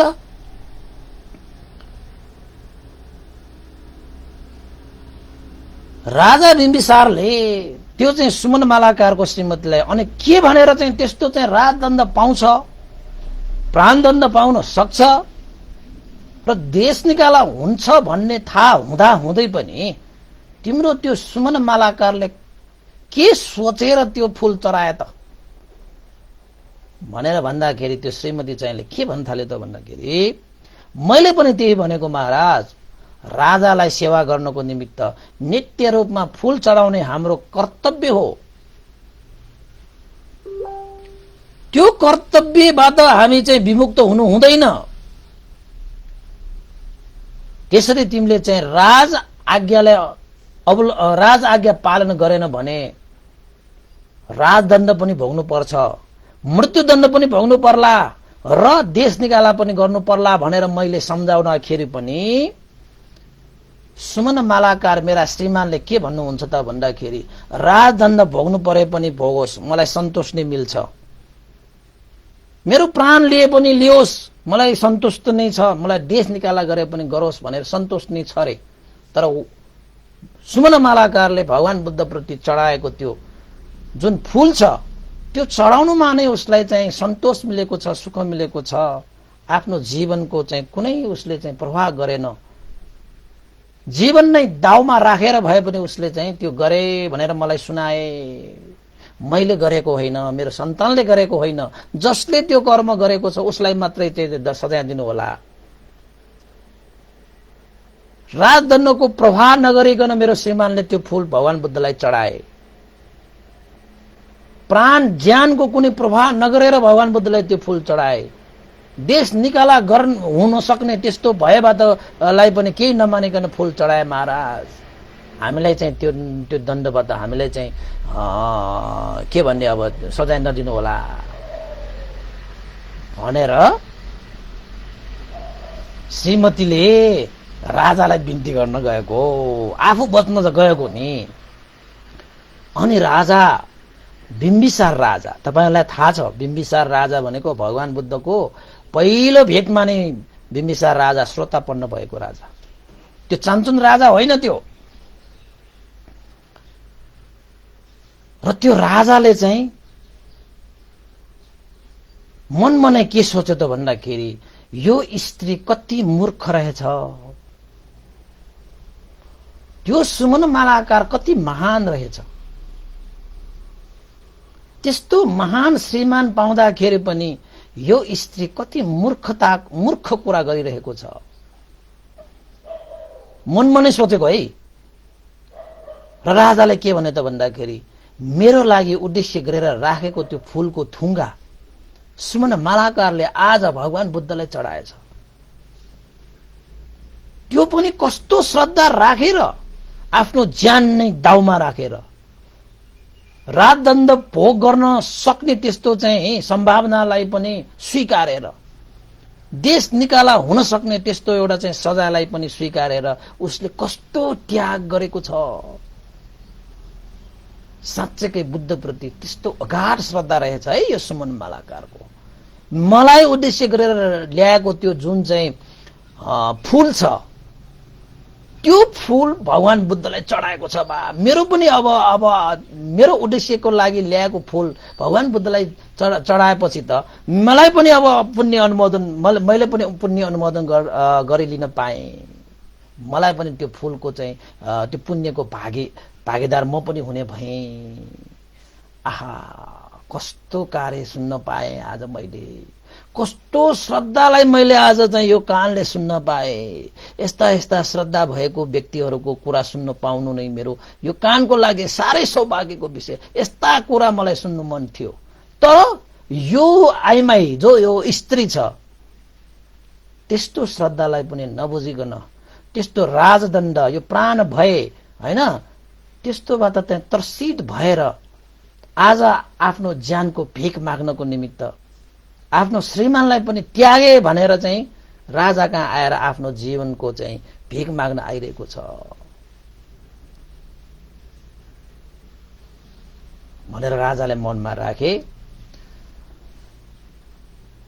मूर्ख ठाने राजाले त्यो स्त्रीलाई र राजाले के भने त भन्दाखेरि ए त्यसो भए तर चाहिँ बोल्दाखेरि चाहिँ राजाको हिसाबबाट बोलियो हैन, तर मनमा चाहिँ त्यो थियो के बिम्बिसार राजाको मनमा चाहिँ। अनि राजाले के भने त भन्दाखेरि ल ठिकै छ मेरो उद्देश्य मलाई उद्देश्य गरेर ल्याएको त्यो फूलका ठुङ्गाहरू चाहिँ आज भगवान बुद्धलाई चढाएछ उसले। ल ठिक छ मैले उसलाई गर्न जानेको छु। ल ठिकै छ तिमीले गर्नुपर्ने तिम्रो मनमा भएको जुन चाहिँ अब श्रद्धा आस्था जुन चाहिँ मनमा भएको ज्ञान बुद्धि अनुसार तिमीले गर्नुपर्ने काम तिमीले गर्न आयो। तर तिम्रो श्रीमानले गर्नुपर्ने काम तिम्रो श्रीमानले गर्यो। अब म राजा हुँ, मैले जुन गर्नुपर्ने काम म अब गर्छु। तिमीले तिम्रो ठाउँमा गर्नुपर्ने काम गर्यो, तिम्रो श्रीमानले तिम्रो ठाउँमा गर्नुपर्ने काम गर्यो। अब राजाको काम बाँकी छ भनेर चाहिँ राजाले भने। अब राजाले के गर्छ होला। अब श्रीमती चाहिँले अब के सोचे त भन्दाखेरि अब मैले त राजासँग त आफ्नो चाहिँ अब हैन सजायको त मैले चाहिँ भिख मागिसकेँ। म चाहिँ त्यसमा सहभागी पनि छैन, मेरो सहमति पनि छैन। मैले श्रीमानलाई पनि सम्झाएको थिएँ। श्रीमान नै अब प्राणको दाउमा राखेर त्यसो कार्य गर्छ भने अब सजाय त राजाले दिन्छ होला। त्यही भएर चाहिँ अब त्यो सजायको भागीदार चाहिँ म होइन है, मेरो सन्तानहरू होइन है। मैले त्यो श्रीमानलाई पनि त्यागिदिएँ ल अलग्ग भयो म। त्यही भएर चाहिँ म उसँग सम्बन्धित छैन भनेर सम्म भन्न गयो। हेर्नुहोस् है, त्यसैले हामीले चाहिँ के बुझ्नुपर्छ त भन्दाखेरि जो मान्छेसँग जे छ त्यही मात्र दिन सक्छ कि त्योभन्दा बढ्ता हामीले त्यो मान्छेसँग आशा गर्यो भने हामीलाई नै दुःख हुन्छ कि। तपाईले कोही मान्छेसँग ठुल्ठुलो आशा नगर्नुहोस्। त्यो मान्छे कस्तो हो त्यस्तो मात्रै तपाईले चाहिँ पाउने हो, त्योभन्दा बढ्ता तपाईले पाउनुहुन्न। अब हामी मान्छेको जात पनि कस्तो हुन्छ त भन्दाखेरि सानो मन भएको मान्छेसँग ठुल्ठुलो कुराहरूको आशा गर्छ हैन। अब जोसँग जति छ उसले त्यति मात्र दिने हो, त्योभन्दा बढ्ता आशा गएर हामीले दुःख पाउनु छैन कि। त्यसैले यहाँ सबै मान्छेहरूले जे जे गरिरहेका छन् उसँग जे छ त्यो मात्रै गर्छ कि। अनि हामीले चाहिँ के सोध्ने त भन्दाखेरि अब हामीले कहिलेकाहीँ मनमा चित्त दुख्छ नि है मान्छेले यस्तो गर्नुपर्ने यस्तो गर्यो के गर्ने भने जस्तो हुन्छ हामीलाई। त्योसँग त्यही छ कि त्यसले त्यही गर्छ। त्योभन्दा ठुलो आशा गरेर दुःख पाउनु छैन। राजाले बिम्बिसार राजा भनेको सानोतिनो राजा होइन, श्रोतापन्न राजा। भगवान बुद्धसँग भेट भएर चाहिँ भगवान बुद्धको श्रद्धा आस्था राखेर चाहिँ भगवान बुद्धको शिक्षा अनुसार जीवन यापन गर्ने राजा, सानोतिनो राजा होइन। अरू राजा भएको भए त के गर्थ्यो त्यो पनि थाहा भएन। तर राजाले के भन्यो तिम्रो काम तिमीले गर्यो, तिम्रो श्रीमानले ठाउँको श्रीमानले गर्यो, अब राजाको काम राजाले गर्छ भनेर श्रीमतीलाई बिदा गरेर पठाए। श्रीमतीले के ठान्यो त, अब मेरो ज्यान त बच्यो होला, मेरो सन्तान त बच्यो होला। माया त हुन्छ नि सन्तानको पनि, ज्यानको त माया हुन्छ। अब उसको श्रीमानलाई ज्यानकै माया छैन रे, मरे मरोस्, दण्ड दियोस्, देशबाट निकाला गरोस्। ल, त्यस्तो श्रद्धा कहाँ पाउँछ, कसरी पाउँछ भनेको के त्यस्तो श्रद्धा। पहिला हामीलाई पनि त्यहाँ नेपालमा पनि भिक्षुहरूलाई चाहिँ, राणाहरूले चाहिँ अब देश निकाला गरेको बेला मैले सुनेको मात्र है, अब त्यो देखेको त छैन। भिक्षुहरूलाई निकाल्दाखेरि देश छोड्ने कि चिबर छोड्ने भनेर भनेको थियो अरे कि भिक्षुहरूलाई, तिमीहरू देश छोड्छौ कि यो चिबर छोड्छौ, ल भन। चिबर छोड्यो भने चाहिँ तिमीहरूलाई चाहिँ अब त्यो के भन्छ माफी भयो, भिक्षु भएर चाहिँ धर्मसम्म प्रचार नगर, बुद्ध धर्मको शिक्षा प्रचार नगर। बुद्ध धर्मको शिक्षा प्रचार गर्यो भने त मान्छे मान्छे बन्छ। मान्छे मान्छे भनेपछि मान्छेले मान्छेलाई शासन गर्न सक्दैन, मान्छेले त पशुलाई मात्र शासन गर्न सक्छ। अब त्यहाँको चाहिँ अब त्यो राजसत्तामा बसिनेहरूले त यो जनताहरूलाई त पशुहरूलाई जस्तो शासन गर्छ नि, यिनीहरूलाई पशु नै बनाइराख्नुपर्छ क्या उनीहरूको निमित्त, त्यो जनतालाई शासन गर्नको निमित्त भेडाहरू जस्तो पार्नुपर्छ क्या उनीहरूलाई। अनि मात्र उनीहरू चाहिँ माथि बसेर शासन गर्न सजिलो हुन्छ। सबै जनताहरू मान्छे भनेर ज्ञान भएर बुद्धि भयो भने त त्यस्ता त्यो अब होइन शासन गर्न खोज्नेहरूलाई त गाह्रो हुन्छ नि होइन। अनि राणाहरूले के भने बुटो शासन प्रचार भयो भने त जनताहरू शिक्षित हुन्छ, व्यवहारिक हुन्छ, गाह्रो हुन्छ भनेर त्यस्तो भनेको थियो रे है। मैले कहीँ पढेको पनि छु, मैले देखेको त होइन होइन। अनि भिक्षुहरूले त्यति बेलाको भिक्षुहरूले चाहिँ के भनेको थियो भन्दाखेरि देश बरु चाहिँ देश छोड्न तयार छु, म चिबर छोड्दिनँ भनेर भनेको थियो अरे। र राणाहरूले ल यिनीहरू चाहिँ अब चिबर नछोड्ने भएपछि देश निकाला गरिदियो, देश छाड्नु पर्ने हुन्छ उनीहरूले भनेर भिक्षुहरूलाई चाहिँ देशबाट निकाला गरे भन्ने मैले चाहिँ सुनेको है।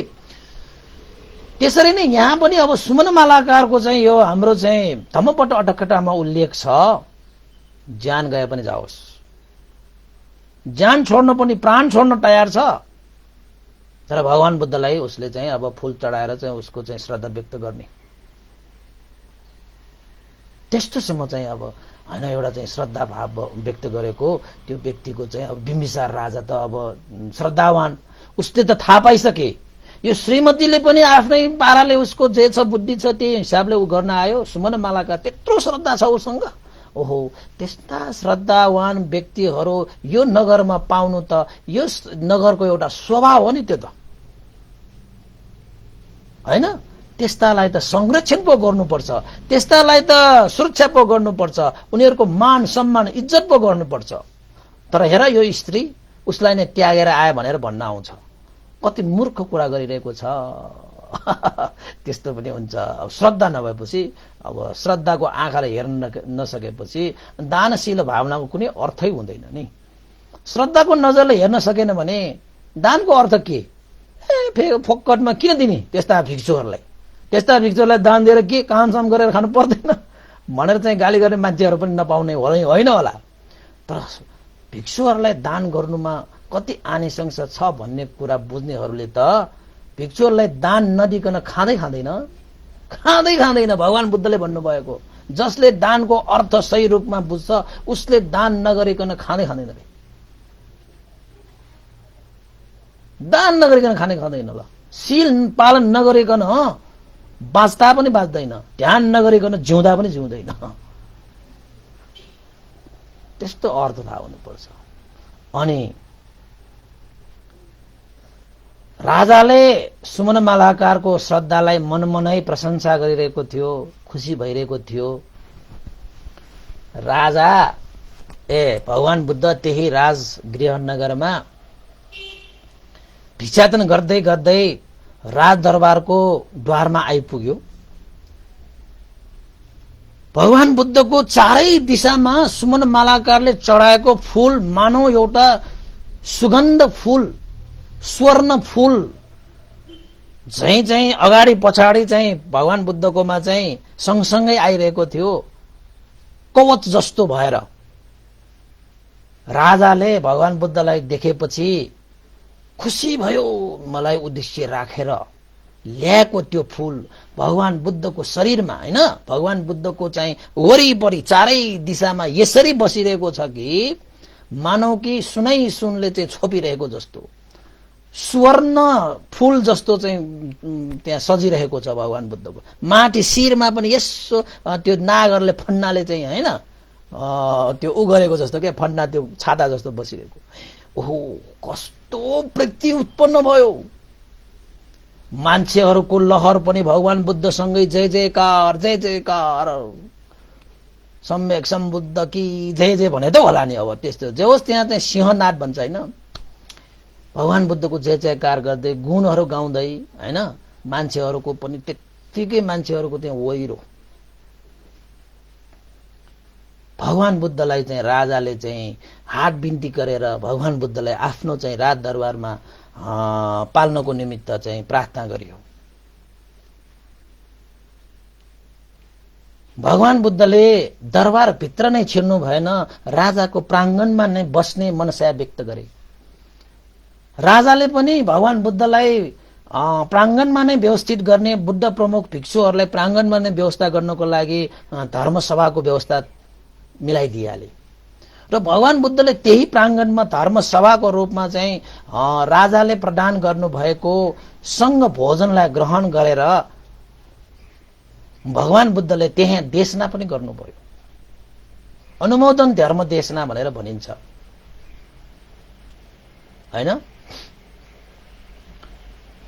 र भगवान बुद्धले त्यहाँ चाहिँ देशना किन प्राङ्गणमै बसेर देशना गर्नुभएको त भन्दाखेरि सुमन मालाकारले चढाउनु भएको त्यो फूलको जुन चाहिँ यशकृति छ, जुन चाहिँ त्यसको चाहिँ प्रशंसा गर्न योग्य भएको कारणले गर्दाखेरि भगवान बुद्धले सुमन मालाकारको प्रशंसा गर्नको निमित्त सबैले सुनोस्, सबैले उसले फूल चढाएको जुन सुवर्णमय फूलको रूपमा भगवान बुद्धको चारै दिशामा फैलिरहेको छ त्यो फूललाई सबैले देखोस् र सुमन मालाकारको त्यो श्रद्धालाई सबैले चिनोस् भनेर नै सबैलाई उपकार हुने गरी भगवान बुद्धले महाराजको त्यो प्राङ्गणमा बसेर नै अनुमोदन देशना गर्नुभएको र सुमन मालाकारको चाहिँ प्रशंसा गर्नुभएको।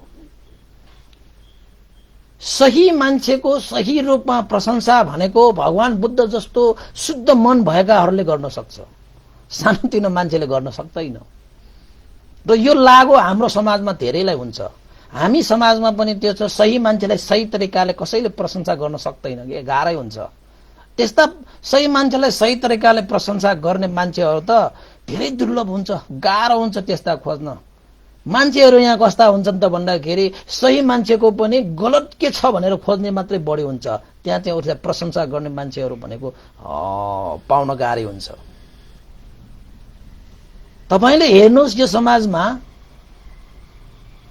जोसुकै मान्छेसँग कुरा गर्दै गयो भने आखिरमा कुनै न कुनै खोट निकालिहाल्छ,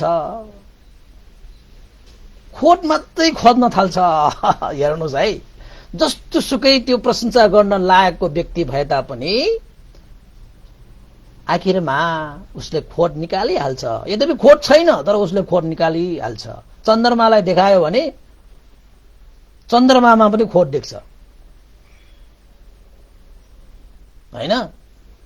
यसो हेर्छ चन्द्रमाको गुण देख्दैन, आखिर चन्द्रमा पनि दाग रहेछ है भनेर दागको खोज्न थाल्छ। त्यसैले भनाइ पनि छ नि, मलाई चन्द्रमा बन्नु छैन, किन त भन्दाखेरि चन्द्रमा बन्यो भने पनि कसैले हेरेर म माथि खोट देख्छ रे, मलाई त सूर्य जस्तो हुनुपर्छ रे, जसले हेर्छ उसको आँखा नै डर्छ रे। त्यस्तो एउटा चाहिँ कसैले भनेको थियो है, धर्ममा त छैन यो, तर यो भनेको थियो कि सूर्यलाई निहालेर कहाँ ध्वस्त भएर खोज्ने मान्छेहरू त आँखै जल्छ रे, आँखै अन्ध हुन्छ रे। ए सूर्य जस्तो चम्किनु पर्छ रे क्या, हामी कसैले खोदै देख्दैन। त्यसैले भगवान बुद्धले पनि सही मान्छे सुमन मालाकारको त्यहाँ चाहिँ प्रशंसा भयो, सुमन मालाकारको चाहिँ एउटा श्रद्धाको चाहिँ व्याख्या भयो हैन। सबैले सुन्न पाए, राजा पनि अति प्रसन्न भए। किन त भन्दाखेरि राजाले जुन आफूलाई उद्देश्य राखेर ल्याएको त्यो फूल चाहिँ अब भगवान बुद्धलाई चढिरहेको छ भने त अब खुसी हुने स्वाभाविक भयो। त्यसरी भगवान बुद्ध सुमन मालाकारको श्रद्धाको प्रशंसा गर्दै त्यहाँ अनुमोदन धर्म देशना गरेर सारा मान्छेहरूले धर्मचक्षु लाभ गरे रे भगवान बुद्धको त्यो धर्मदेश नसुनेर भगवान बुद्ध बिहार फर्किनु भयो। राजाले पनि भगवान बुद्धप्रति श्रद्धा आस्था गौरव राखेर बिहारसम्म नै राजाले पुर्याउन गए र राजा फर्केपछि राजाले सुमन मालाकारलाई बोलाए। ल सुमन मालाकारलाई चाहिँ अब चाहिँ मेरो अगाडि चाहिँ सामुन्ने ल्याइदिनु पर्यो, हाजिर गराउनु पर्यो भनेर चाहिँ राजाले सुमन मालाकारलाई चाहिँ बोलाएपछि त उसको श्रीमती भनाउँदा त अब खत्तम भयो। अब चाहिँ उसको ज्यान जाने भयो। ल राजाले अब चाहिँ उसलाई चाहिँ कुनै न कुनै दण्ड दिएर कि त उसलाई चाहिँ जीवनभर कारावासमा राख्छ, कि त उसलाई चाहिँ ज्यानै लिन्छ, कि त उसलाई देश निकाला गर्छ। राजदण्ड त्यति बेला 3 वटै थियो हैन। अरू पनि अब होला नि, तर त्यो धेरै ठुल्ठुलो दण्डहरू। पछि चाहिँ सुमन मालाकार पनि उसलाई त प्रीति उत्पन्न भइरहेको, राजाले बोलाएर के भन्छ, मारोस्, दण्ड दियोस्, देश निकाला गरेको होस्, मैले त आफ्नो जीवन धन्य गरेँ। राजाले मलाई जीवनै दिए पनि एउटा जीवन लिन सक्छ हैन, मैले त कति जीवनहरू चाहिँ सुरक्षित बनाइसकेँ भनेर चाहिँ सुमन मालाकार राजाकोमा हाजिर भए। बिम्बिसार राजाले त राजाको चाहिँ शानमा चाहिँ दरबारमा सुमन मालाकारलाई चाहिँ के भने त सबै त्यहाँ थियो होला नि त। अब न राज दरबार भनेपछि त तपाईको अब सबै छ होला नि त, त्यहाँ मन्त्रीहरू, अमात्यहरू, अब सैनिकहरू हैन, सबै छ होला नि त। त्यसपछि राजाले चाहिँ के भने त, हे सुमन मालाकार, आज तिमीले चाहिँ दिनौं जसो मलाई चाहिँ ल्याउने चाहिँ फूल चढाउने जुन चाहिँ 8 वटा ठुङ्गाहरू ल्याउनु पर्थ्यो, 8 कासारपनमा तिमीले जहिले पनि चाहिँ जीविका यापन गर्नको लागि त्यही चाहिने त्यो फूलहरू मेरो लागि उद्देश्य गरेर ल्याएको त्यो फूलहरू कहाँ राख्यौ, किन आज ल्याएनौ, के भयो भनेर सोद्धाखेरि त नजानिदो तरिकाले सोधेको नि। किन त भन्दाखेरि अरूलाई पनि हैन, अरूले सुनेको मात्र, साँच्चै जुन मान्छेले गरेको हो त्यो मान्छेले नै मुखबाट बोल्नु भनेको चाहिँ त्यो चाहिँ एउटा चाहिँ सही मूल्याङ्कन तब मात्र हुन्छ कि उसकै मुखबाट सुन्न पाउँदाखेरि त सबैलाई अब यथार्थ थाहा पाउने हुन्छ नि।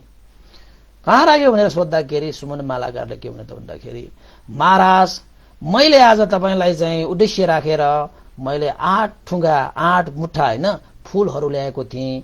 राजगृह नगरमा भगवान बुद्धले चाहिँ 6 रश्मि फैलाएर 32 लक्षण युक्त 80 व्यञ्जन युक्त त्यस्तो चाहिँ सत्ता देव मनुष्यानङ सम्यक सम्बुद्ध भगवान बुद्ध प्रति मैले चाहिँ भगवान बुद्धलाई मैले चाहिँ भेट हुँदाखेरि यो मनले थाम्नै नसकेर मैले भगवान बुद्धलाई त्यो फूल चढाएँ।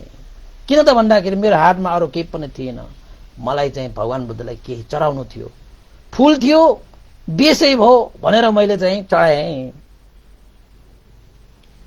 तपाईलाई उद्देश्य गरेर राखेको मैले फूल चाहिँ भगवानलाई चढाएँ महाराज भनेर चाहिँ शानका साथ ल के गर्ने गर्नुस् भने जस्तो के। राजाले के भने त भन्दाखेरि, हे सुमन मालाकार, के तिमीलाई थाहा छैन, राजाको आज्ञालाई अवज्ञा गर्ने जो कहिले पनि राजदण्डको रूपमा आजीवन कारावार पनि हुन सक्छ, मृत्युदण्ड पनि हुन सक्छ र देश निकाला पनि गर्न सक्छ भनेर तिमीलाई थाहा छ कि छैन भन्दाखेरि, महाराज त्यत्रो वर्ष मैले तपाईको सेवा गरेँ, मलाई थाहा नहुन्थ्यो कुरै छैन। मलाई थाहा छ राजाको आज्ञा पालन भएन भने मलाई कारागारको सजाय पनि हुन सक्छ, प्राणदण्ड पनि हुन सक्छ, देश निकाला पनि हुन सक्छ, मलाई राम्रोसँग थाहा छ महाराज भनेर भने। राजाले के भने त भन्दाखेरि, थाहा हुँदा हुँदै तिमीले चाहिँ त्यस्तो हो राजाको आज्ञालाई अवज्ञा गर्ने आँट कसरी आयो त भनेर सोद्धाखेरि, महाराज मैले जीवनमा त्यत्रो फूलहरू चढाएँ, मैले 8 कासार्पण मात्रै मैले जम्मा गरेँ,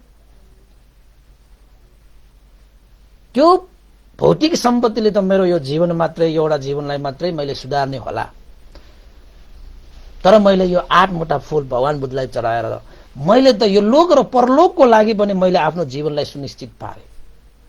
र मैले के ठाने त भन्दाखेरि राजाले मलाई दण्ड दिए पनि दियोस्, कारागार सजाय दिए पनि दियोस्, प्राणै लिए पनि लियोस् र देश निकाला पनि गरे पनि गरोस्, मलाई केही प्रभाव पनि छैन र त्यो म खुसीका साथ म स्वीकार्न तयार छु। त्यसमा मलाई कुनै गुनासो छैन। त्यो सजाय छ भन्ने थाहा हुँदा हुँदा पनि त्यो सजाय भन्दा पनि महान आनिसंस देखेर नै मैले आफूले चाहिँ ल्याएको त्यो 8 ठुगा फूल मैले भगवान बुद्धलाई चढाएको हो महाराज। यो लोक र परलोकको लागि एउटा आधार मिलेको जस्तो मलाई भएको छ। मलाई सन्तोष नै मिलेको छ, मलाई मनमा प्रीति नै उत्पन्न भएको छ महाराज। मैले आफूलाई सम्हाल्नै सकिनँ। मैले चाहिँ त्यो श्रद्धालाई मैले व्यक्त गर्नै पर्छ भनेर मनमा कस्तो द्वन्द हुँदा हुँदै पनि मैले अन्तमा आफ्नो ज्यान डाउमा राखेर भए पनि मैले चाहिँ भगवान बुद्धलाई फूल चढाएकै हो महाराज। महाराज तपाईले चाहिँ चाहनुहुन्छ भने जुन सुकै सजाय दिए पनि म खुसीका साथ हर्षका साथ म सजाय भोग्न तयार छु महाराज। सजाय दिनुहोस्। मैले तपाईलाई भनेर उद्देश्य गरेर राखेको त्यो फूल चाहिँ भगवान बुद्धलाई चढाएको हो। मैले राजाको आज्ञालाई अवज्ञा गरेकै हो।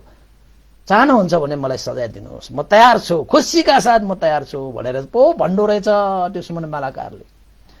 के गर्ने त्यो सुमन मालाकारलाई? राजाले त मनमा त थियो यसले ठिक काम गरेको छ, कति श्रद्धा छ भन्ने त थियो नि पहिलादेखि नै। तै पनि सारालाई चाहिँ त्यहाँ देखाउनु थियो के यो सुमन मालाकारको श्रद्धा, भगवान बुद्ध धर्म संघ प्रतिको यसको अगाध श्रद्धा कति छ भन्ने कुरा चाहिँ सबैलाई देखाउनु थियो नि त राजालाई। यद्यपि उसको श्रीमती जसले आफ्नो श्रीमानलाई पनि दण्ड सजायको डरले त्यागेर ज्यानको भिख माग्न आएको त्यो श्रीमतीलाई पनि देखाउनु थियो नि त। जो कोही त्यहाँको मान्छेहरू, त्यहाँ नगरको मान्छेहरू, त्यहाँ चाहिँ राज्यको मान्छे सबैलाई देखाउनु थियो नि त, उसकै मुखबाट सुनाउनु थियो नि त। अनि राजाले चाहिँ के भन्यो त भन्दाखेरि राजाको आज्ञालाई अवज्ञा गर्नेहरूलाई दण्ड पाउँछ। तिमीलाई पनि म दण्ड दिन्छु, तिमीले पनि राजाको अवज्ञा गरेकै छ, तिमीलाई मैले दण्ड दिनुपर्छ। कस्तो दण्ड दिन्छ हेर्नुहोस् न यहाँ। राजाले सुमन मालाकार, अब सुमन मालाकारले ज्यानै लिए पनि केही छैन के उसलाई त। जिन्दगीमा मैले चाहिँ गर्नुपर्ने काम गरेँ जस्तो के, गर्नुपर्ने काम नगरिकन 100 वर्ष जिउनु भन्दा गर्नुपर्ने काम गरेर एकैछिन जिउनु जाति सुमन मालाकारलाई त्यो हो उसको सिद्धान्त। तपाईको जीवनमा पनि हेर्नुहोस् है, तपाई 100 वर्ष जिए पनि यो जीवनको लागि आधार हुने कार्य तपाईले गर्नु भएको छैन भने 100 वर्ष होइन 200 वर्ष 1000 वर्ष जिए पनि तपाईको कुनै जीवनको औचित्य छैन। तर तपाईले जीवनको लागि सार हुने कार्य गरेर एकैछिन एकै पल जिउनु नै तपाईको जीवनको लागि सार हुन्छ। सुमन मालाकारले त्यही सिद्धान्त चाहिँ अर्पण गरेको हो। भगवान महाराज मैले जीवनमा गर्नुपर्ने काम गरिसके, अब मलाई यो जीवन प्रति कुनै मोह छैन, लिनुहोस् प्राण लिए पनि लिनुहोस्, सजाय दिए जस्तो सजाय दिए म तयार छु महाराज। किन त भन्दाखेरि मान्छे भएर गर्नुपर्ने काम मैले गरेँ है भने जस्तो के उसलाई खुसी गयो, कति खुसी। राजाले सुमन मालाकारको त्यस्तो एउटा श्रद्धालाई देखेर राजा अति प्रसन्न भएर राजाले दण्ड दिएको जस्तो गरेर है राजाले सुमन मालाकारलाई अगाडि ल्याएर, हे सुमन मालाकार, तिम्रो श्रद्धा देखेर मेरो शिर पनि झुकेको, तिम्रो जस्तो श्रद्धा भएको व्यक्ति मैले कहीँ देखिन। प्राण डाउमा राखेर तिमीले बुद्ध धर्म संघप्रति श्रद्धा राखेर तिमीले चाहिँ फूल चढाए, कति महान कार्य गर्यो तिमीले। तिम्रो लागि सजायको रूपमा मैले सर्वास्तक दान म गर्नेछु रे। महाराजले सजायको रूपमा के गर्ने रे? सर्वास्तक, सर्व अस्तक भनेको चाहिँ सर्वास्तक भनेको 8 प्रकारको विशेष प्रकारको दान गर्नेलाई चाहिँ सर्वास्तक दान भनेर भनिन्छ के।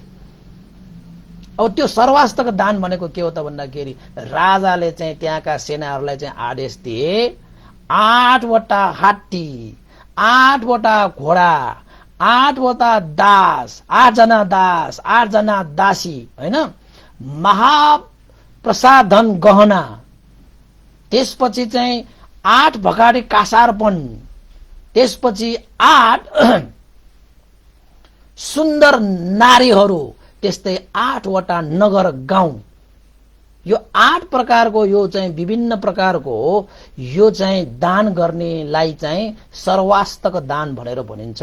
राजा सुमन मालाकारसँग खुसी भएर राजाले सजायको रूपमा त्यो सुमन मालाकारलाई सर्वास्तक दान दिनको निमित्त त्यहाँको मन्त्री अमात्य सेनाहरूलाई आदेश दिए। कति कति आदेश दिए? 8 वटा हात्ती देऊ यसलाई, 8 वटा घोडा, 8 वटा दास, 8 जना दासीहरू, महालटा प्रसाधन गहना पनि देऊ, 8 भकारी हैन, डो भनेर भने, डो भन्छ नि त्यो ठुङ्ग्रो हैन, भकारी भनौँ न यहाँनिर हैन, 8 कासार पनि भकारी, अनि 8 जना सुन्दरी नारीहरू, त्यस्तै गरी 8 वटा गाउँ र नगरहरू चाहिँ राजाले प्रसन्न भएर त्यो सुमन मालाकारको श्रद्धाको पूजा गरेको रे।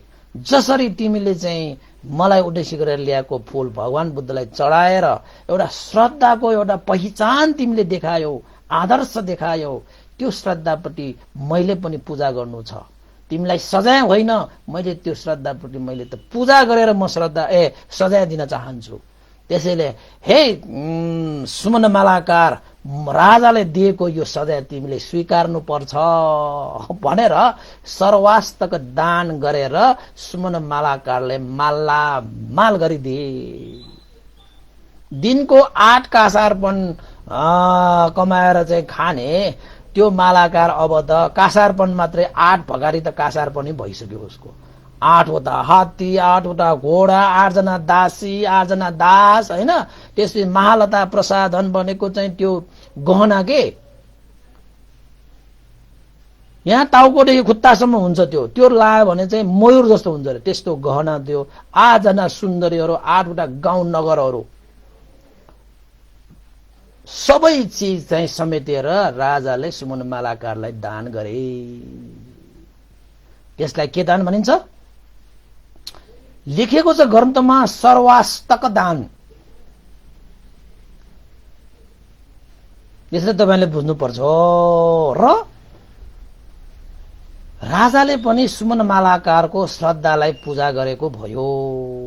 राजदण्ड दिएर उसलाई चाहिँ कारागारमा राख्ने, जीवन प्राण लिने र देश निकाललाई गर्नुको सट्टा राजाले चाहिँ सर्वास्तक दान गरेर सुमन मालाकारलाई सम्मान गरे, सुमन मालाकारको श्रद्धालाई पूजा गरे। अनि त्यो कुरा चाहिँ भिक्षुहरूको बीचमा कुरा भयो। कसरी कुरा भयो त भन्दाखेरि, ओहो सुमन मालाकारलाई राजाले कस्तो दण्ड दिन्छ भनेर सबैको चाहिँ चासोको विषय थियो।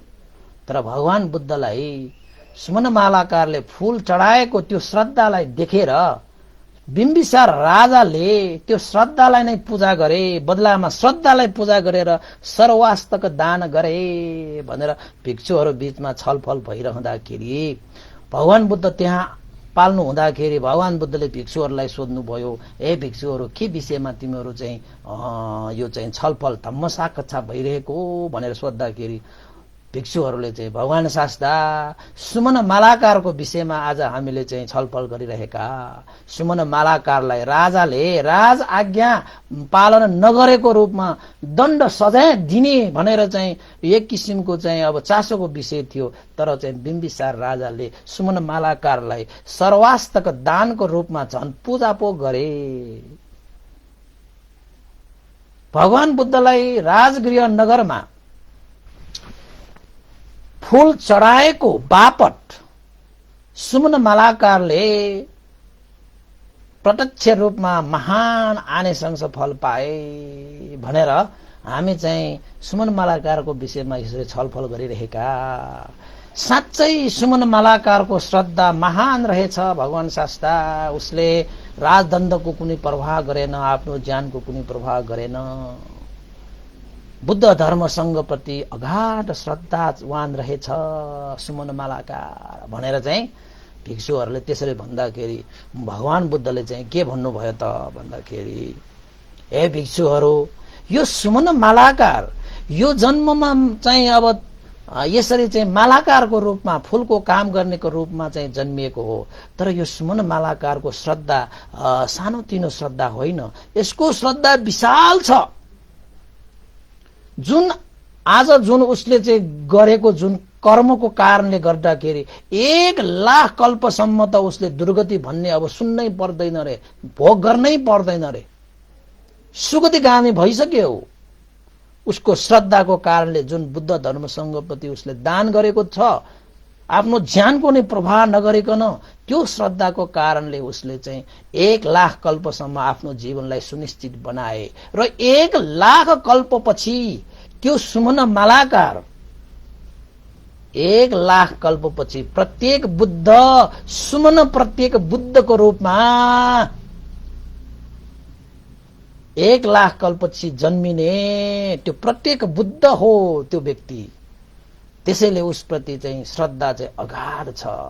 त्यो सानोतिनो मान्छे होइन, 1 कल्पपछि त त्यो प्रत्येक बुद्ध बन्ने मान्छे हो त्यो। त्यसैले हे भिक्षु, उसले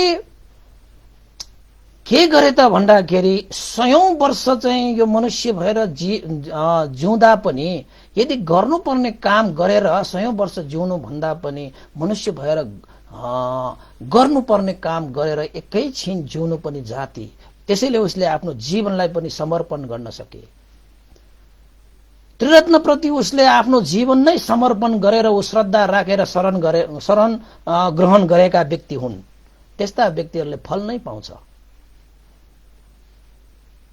त्यसैले हे भिक्षुहरू, त्यस्तो कार्य गर्नु उत्तम छ जुन कार्यबाट पश्चाताप कहिले हुँदैन।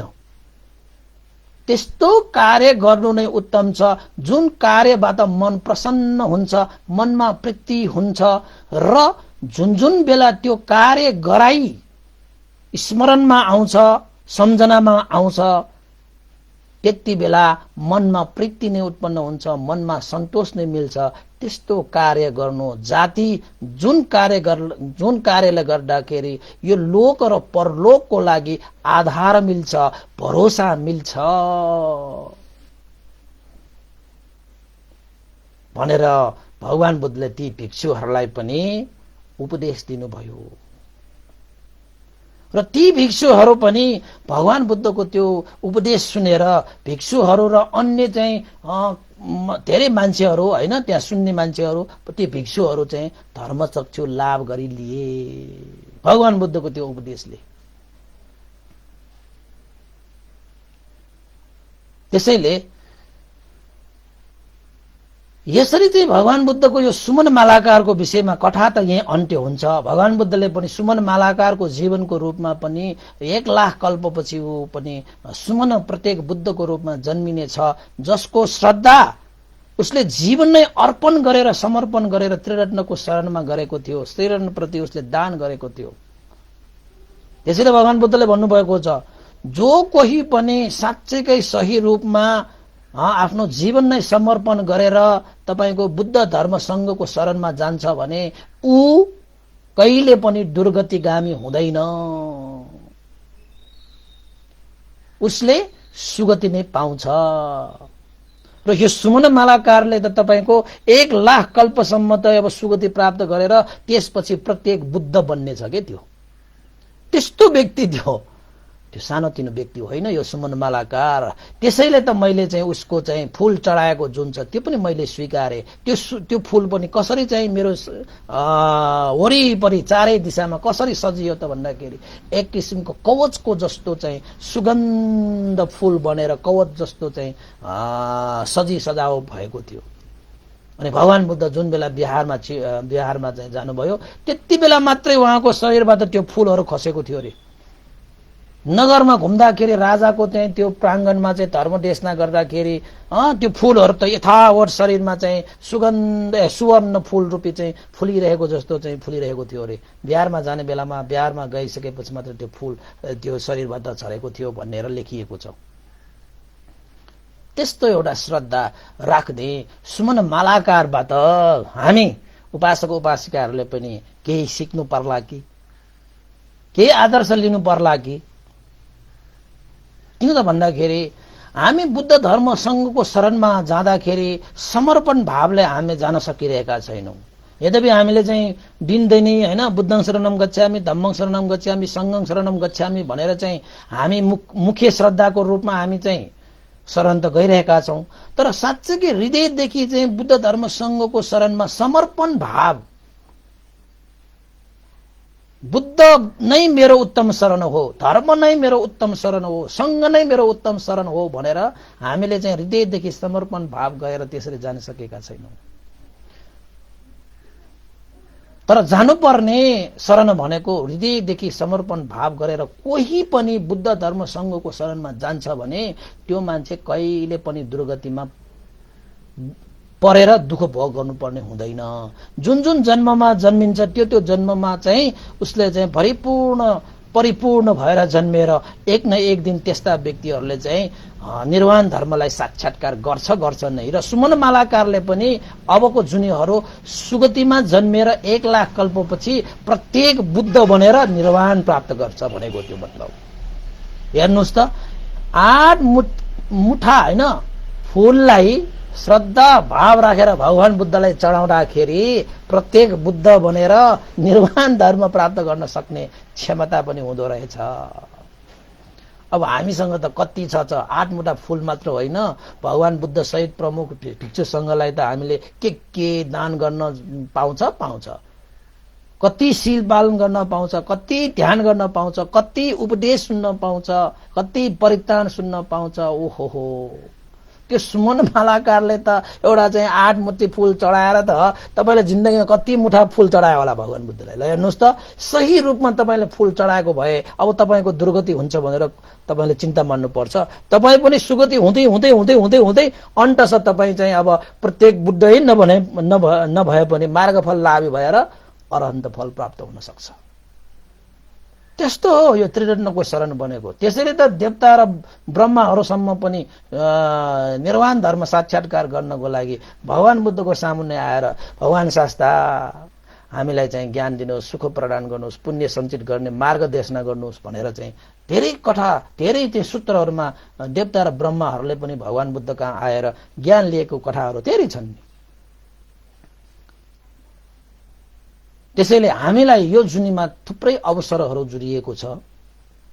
हामीले सकियो भने यही जन्ममा अझ चाहिँ सुमन मालाकारले त तपाईको 1 लाख कल्पसम्म अझै जन्म लिइरहन्छ, भौचक्रमा त घुम्छ। किन त भन्दाखेरि अब उसले अब अझै दान त गर्यो, शील पालन गर्दै ध्यान भावना गर्नु त परिहाल्छ। त्यसैले 1 लाख कल्पसम्म उसले जन्म त लिन्छ, तर चाहिँ दुर्गति त कहिले हुँदैन। मनुष्य देवता ब्रह्मा भएर जन्मिन्छ होइन। अनि पछि प्रत्येक बुद्ध भएर होइन आफैले बुद्धत्व ज्ञान लाभ गरेर ऊ पनि के भएर जान्छ, निर्वाण धर्मलाई साक्षात्कार गर्छ। र हामी पनि ल हेर्नुहोस् त, हामी पनि अब जन्म नै भए पनि यो जन्ममा तपाईले सक्नुभयो भने त मार्गफलै प्राप्त गर्ने हो। बुद्ध धर्म सङ्घ त्रिरत्नको शरणमा गएर यो अवसर हामीलाई छ। किन त भन्दाखेरि बुद्ध शासन अहिले पनि छ। बुद्ध शासनमा त मार्गफलहरू चाहिँ हामीले त्यो श्रद्धाको बिउ रोपेर हामीले मार्गफल फलाउन सकिन्छ। अहिले त्यो शासन भएकोले मार्गफल छ। बुद्ध शासन लोप भयो भने चाहिँ तपाईको मार्गफल तपाईले फलाउन सक्नुहुन्न। बुद्ध शासनमा मात्रै तपाईले मार्गफल फलाउन सक्नुहुन्छ। अन्य शासनमा गएर तपाईले मार्गफल फलाउन सक्नुहुन्न। त्यसरी संसारमा घुमिरहने फल मात्रै फलाउने हो अरु शासनमा चाहिँ। तर बुद्ध शासन भनेको चाहिँ मार्गफलले सधैँ सदाउ भएको त्यो शासन भएको कारणले हामीमा भएको श्रद्धा रूपी बिउलाई हामीले बिचारोपन गरेर हामीले चाहिँ मार्गफल चाहिँ फलाउन सकिन्छ कि। त्यो अवसर अहिले हामीलाई छ नि, छैन र? छ नि। तपाईसँग पनि छ, मसँग पनि छ, उसँग पनि छ, उसँग पनि छ। त्यसैले मैले अघि भनेको यो बुद्ध शासन भनेको तपाईको लागि हो, मेरो लागि हो, उहाँको लागि हो, त्यहाँको लागि हो, सत्तो प्राणीहरूको लागि हो, देवता र मनुष्यहरूको लागि हो। त्यसैले यो बुद्ध शासन भनेको त मेरै लागि हो भनेर चाहिँ आजैदेखि अहिलेदेखि श्रद्धा रूपी बिउलाई रोपेर तपाईले मार्गफल फलाउने किसिमले तपाईले चाहिँ अब चाहिँ के भन्नुपर्छ, अब कार्य सम्पादन गर्नुपर्छ। अहिले किसानहरूले धान रोपिरहेको छ नि, हो त्यसरी नै तपाईले अब श्रद्धा रूपी बीजारोपण गरेर बुद्ध शासनमा बीजारोपण गरेर दानशील भावना रूपी बीजारोपण गरेर तपाईले श्रोतापन्न, सकृदागामी, अनागामी र अरहन्त फललाई तपाईले के गर्नुपर्छ? फलाउन सक्नुपर्छ, फलाउन सक्नुपर्छ। त्यसैले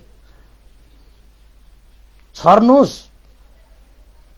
बिउ छर्नुस्, तपाईसँग मात्र राखेर नबस्नुस्, फेरि त्यो कुहिएर पनि जाला। फेरि मसँग चाहिँ श्रद्धा छ भनेर नबस्नुस्, तपाईले सम्पादन गरिदिनुपर्छ। दान गर्ने, शील पालन गर्ने, ध्यान भावना गर्ने चाहिँ फेरि चाहिँ त्यो सम्पादन हो। आफूसँग भएको जुन चाहिँ त्यो बिउलाई शासनमा रोप्ने हो कि त्यो भूमिमा रोप्ने हो। त्यसरी नै बुद्ध शासन भनेको भूमि, बिउ भनेको तपाईको श्रद्धा र दानशील भावना भनेको त्यो कार्य सम्पादन गरेको। दान गर्यो, शील पालन गर्यो, ध्यान भावना गर्यो भने बिउलाई त्यो बुद्ध शासनको भूमिमा रोपेको कार्यलाई नै दानशील भावना भनेर भनिन्छ। बस यति भयो भने ग्यारेन्टीका साथ तपाईको जीवन दुर्गतिमा जाँदैन र तपाईको मेहनत अनुसार यही जन्ममा नै तपाईले श्रोतापन्न, सकृदागामी, अनागामी, अरहन्त फल पाउन सक्नुहुन्छ। यी कथम कदाचित तपाईले फल पाउन सक्नु भएन भने पनि तपाईको जीवन सुगतिमा नै पर्छ र सुगतिगामी हुँदा हुँदै हुँदै हुँदै अन्ततः तपाईले निर्वाण धर्मको साक्षात्कार गर्न सक्नुहुन्छ। यो सुमन मालाकारको एउटा श्रद्धाको यो आदर्शले पनि तपाईले बुझ्न सक्नुहुन्छ। त्यसैले त चाहिँ भनिए भगवान बुद्ध स्वयंले पनि भन्नुभएको छ, जो व्यक्ति बुद्ध धर्मसँग त्रिरत्नको शरणमा सही रूपमा, सम्यक रूपमा, सत्य रूपमा समर्पण भावले शरण ग्रहण गर्दछ, त्यस्ता व्यक्तिहरू कहिले पनि दुर्गति नपुगिकन उनीहरू सुगतिगामी हुन्छ र एक न एक दिन उनीहरूले चाहिँ सम्पूर्ण दुःखबाट मुक्त भएर चाहिँ परम सुख शान्ति निर्वाण धर्म साक्षात्कार गरी लिन्छ भनेर भगवान बुद्धले नि भन्नुभएको छ। भगवान बुद्धको वचनहरू कहिले झुटो हुँदैन, कहिले असत्य हुँदैन। किन त भन्दाखेरि उहाँले जति पनि शब्दहरू व्यक्त गर्नुहुन्छ, जति पनि उहाँको वचनहरू छन्, ती वचनहरू भनेको अनुभवले नै प्राप्त भएको वचनहरू हो, अनुभूतिबाट निस्केको त्यो शब्दहरू हो। त्यत्तिकै कल्पना गरेर, विचार गरेर, चिन्तन गरेर हैन यस्तो होला कि उस्तो होला कि भनेर गरेको त्यो देशनाहरू होइन, त्यस्तो देशनाहरू होइन। भगवान बुद्धको देशना भनेको त अनुभवी। किन त भन्दाखेरि 4 असंख्य 1 लाख कल्पसम्म उहाँले यो संसार भवचक्रमा घुमेर उहाँले अनुभव बटुलेर आउनु भइसकेको छ र त्यो अनुभवलाई हामीलाई व्यक्त गर्नु भएको छ। हामी पनि 4 असंख्य 1 लाख कल्पसम्म त्यो घुमेर अनुभव बटुल्नु पर्दैन। जो व्यक्तिले अनुभव गरेर बटुलिएको त्यो ज्ञान अब हामीले पाइसकेका छौं कि भगवान बुद्धले जस्तो दुःख भोग्नु पर्दैन, हामीले दुःख भोग्नु पर्ला भनेर उहाँले त्यो त्याग तपस्या गरेर त्यो सही सम्यक ज्ञानलाई उहाँले बतुलिसक्नु भएको छ। हामी उप त्यत्रो महान करुणा राखेर उहाँले दुःख कष्ट त्याग तपस्या सम्पादन गरिसक्नु भयो। बस अब तपाईले चाहिँ मजाले उहाँले देशना गर्नुभएको शिक्षालाई जीवनमा हामीले के गर्ने? आचरण गर्ने मात्रै तपाईको काम। जसरी आमा बुवाले चाहिँ दुःख कष्ट गरेर चाहिँ कमाएर ल्याउँछ हैन, रात दिन नभनी आफ्नो छोराछोरीलाई सुख दिनुपर्छ भनेर चाहिँ पसिना बगाएर रगत बढाएर कमाएर ल्याएर तपाईले खुवाउँछ, आफ्नो टेबलमा थालमा राखेर चाहिँ मिठो मिठो खाना पस्किदिन्छ, छोराछोरीले मजाले खाएर आफ्नो जीवनलाई चाहिँ आनन्द सुख बनाउने हो। किन त भन्दाखेरि आमा बुवाले आफ्नो सन्तानप्रति महाकरुणा राखेर त्यसले दुःख कष्ट गरेर खुवाएको हो नि त। छोराहरूले ग्वाम ग्वाम गाएर आफ्नो चाहिँ भोक मेटाउने हो। त्यसरी नै भगवान बुद्ध पनि हाम्रा पिता हुनुहुन्छ। भगवान बुद्ध पनि हाम्रो धर्मको पिता, जसले चाहिँ हाम्रो यो संसारबाट मुक्त गरेर सदाको लागि सुख प्रदान गर्ने पिता बुवा आमा हुनुहुन्छ भगवान बुद्ध। र उहाँले जति पनि दुःख कष्ट गरेर त्याग तपस्या गरेर चाहिँ त्यस्तो एउटा चाहिँ सुखरूपी भोज हाम्रो अगाडि राखिदिनु भएको छ। बस अब गाम गाम खाएर तपाईको चाहिँ जीवनको यो चाहिँ भोग मेटाउने। जीवनको भोग भनेको के हो त भन्दाखेरि सम्पूर्ण दुःखबाट अलग्ग भएर परम सुख प्राप्त गर्ने हाम्रो जीवनको भोग हो के। त्यो भोग मेटाउनको निमित्त भगवान बुद्धले तयार पार्नु भएको त्यो सुखरूपी निर्वाण रूपी त्यो खाजा, त्यो खाद्यान्न हामीले क्वाप्प क्वाप्प खाए मात्रै पुग्छ के। अब त्यति खानलाई पनि मान्छेहरू चाहिँ के गरिरहेका छन्, अल्छी मानिरहेका छन्। त्यति खानको निमित्त पनि मान्छेहरू शंका गरिरहेको छन्। त्यति सेवन गर्नको निमित्त पनि मान्छेहरू अलमलिएर बसेका छन्। अनि कहाँबाट पाउँछ त, हैन? त्यसैले तर सुमन मालाकार जस्तो त्यो व्यक्तिको प्रति जुन श्रद्धा उहाँले व्यक्त गर्नुभयो, त्यो श्रद्धाको कारणले उसको जीवन चाहिँ सार्थक भयो। त्यसरी नै हामी उपासक उपासिकाहरूले पनि हाम्रो जीवनलाई चाहिँ हाम्रो जीवनको भोक मेटाउनको निमित्त, हाम्रो जीवनलाई सार गर्नको निमित्त, सम्पूर्ण दुःखबाट मुक्त हुनको निमित्त, परम सुख शान्ति प्राप्त गर्नको निमित्त हामीले यो बुद्ध शासन भएको यो अवसरमा आफ्नो मनमा श्रद्धा रूपी बिउलाई सुरक्षित पारेर दान, शील, भावना दि कुशल कर्मलाई अभिवृद्धि गरेर हामीले आफ्नो जीवनलाई सुनिश्चित बनाऊ, हामीले आफ्नो जीवनको भोग मेटाऊ, हामीले आफ्नो जीवनलाई दुःखबाट अलग्याएर परम सुख शान्ति निर्वाण धर्म साक्षात्कार गर्न गराउनको निमित्त आफ्नो क्षेत्रबाट पनि आफैले जुन चाहिँ अभ्यास गर्नुपर्छ आजैदेखि अहिलेदेखि गरिहालौं र आफूसँग सम्बन्धित व्यक्तिहरूलाई, परिवारहरूलाई, इष्टमित्र साथी मित्रहरूलाई पनि त्यो कार्य आजैदेखि अहिलेदेखि सम्पादन गर्नको निमित्त प्रेरणा गरिहालौं। किन भन्दाखेरि जीवनको कुनै ठेगान छैन। आज हो कि भोलि हो कि ठेगान छैन। जीवन भनेको अनिश्चित छ, मृत्यु भनेको निश्चित छ। त्यसैले यो निश्चित भएको यो मृत्यु भनेको जुन बेला पनि आउन सक्छ। आज बेलुका सुतेको मान्छे भोलि बिहान उठ्छ उठ्दैन थाहा छैन, हैन? आज बिहान उठेको मान्छेहरू अनिखेर बेलुका सुत्न पाउँछ कि पाउँदैन थाहा छैन। घरबाट निस्केको मान्छेहरू घरमा फेरि छिर्न पाउँछ कि पाउँछ थाहा छैन। घरमा बसिरहेको मान्छेहरू घरबाट निस्किन पाउँछ कि पाउँदैन त्यो पनि थाहा छैन। हेर्नुहोस् है, यद्यपि भगवान बुद्धले के भन्नुभएको छ त भन्दाखेरि जीवनमा चाहिँ श्वास प्रश्वास भइरहन्छ, भित्र जाने बाहिर जाने आना पाना भन्छ, हैन? त्यो श्वास प्रश्वास चाहिँ भइरहेको, भित्र गएको श्वास बाहिर आउँछ कि आउँदैन थाहा छैन, बाहिर गएको श्वास फेरि भित्र तान्छ कि तान्दैन थाहा छैन, हैन? हावा चलेको ठाउँ, हुरी चलेको ठाउँमा बलेको बत्ती जस्तो, हैन? त्यस्तो जीवन रे। कुन बेला त्यो हावाले त्यो बत्ती प्वाक्क निभाउँछ थाहा छैन। त्यस्तो छ हाम्रो जीवन। अनि त्यस्तो जीवन भोगेको मान्छेले अनि धन सम्पत्ति मेरो, यो परिवार मेरो, यो रूप मसँग यति छ, मसँग धन छ यति भनेर घमण्ड गर्ने, आसक्त हुने, यसमा चाहिँ बाँधिएर बस्ने, त्यो किन गर्ने? जुन बेला तपाईको श्वास टक्क रोक्छ सबै चट्ट सकिन्छ। त्यहाँबाट सकिन्छ कि सकिँदैन? सकिन्छ नि। हो, त्यसैले चाहिँ यो जीवनलाई चाहिँ अहिले हामी बाँचिरहेका छौं भने यही समय मात्रै हाम्रो हातमा छ। अतीत पनि गइसक्यो, हाम्रो हातमा छैन। भविष्य आउन बाँकी छ, त्यो पनि हाम्रो हातमा छैन।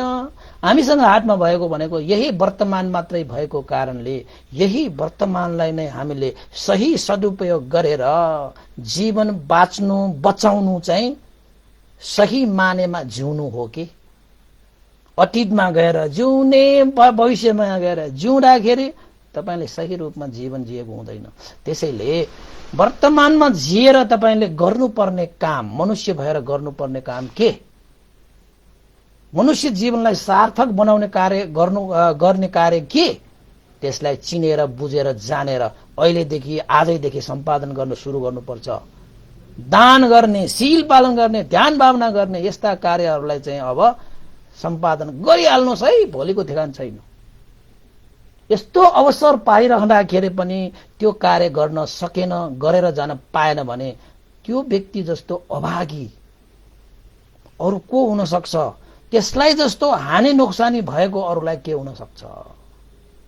त्यसैले हामी मान्छेहरू हानि नोक्सानीबाट बचौं, अभागी हुनुबाट बचौं, मान्छे भएर मान्छे जस्तो जिउनको निमित्त दानशील भावनादि कुशल कर्म गरौं, यो लोक र परलोकको जीवनलाई सुनिश्चित गरौं, अन्ततः सम्पूर्ण दुःखबाट मुक्त भएको निर्वाण धर्मलाई साक्षात्कार गरौं भन्दै आजको यो धर्म देशनालाई मैले चाहिँ यही टुङ्ग्याए है। आज अलिकति चिसो पनि भइरहेको छ, घाँटीमा अलिकति खसखस खसखस पनि भइरहेको छ, करिब करिब 2 घण्टा पनि भयो, अलिकति छोटो छोटो गर्नु पर्ला छ है। ठिकै छ, आज तपाईहरुले सुनिदिनु भयो यो सुमन मालाकारको जुन श्रद्धा। मैले एउटा चाहिँ उपक ब्राह्मणको एउटा घटना पनि मैले यहाँ जोड्छु भनेर राखेको थिएँ। त्यो घटना जोड्यो भने चाहिँ आज पनि 2.5 घण्टा जाला हैन।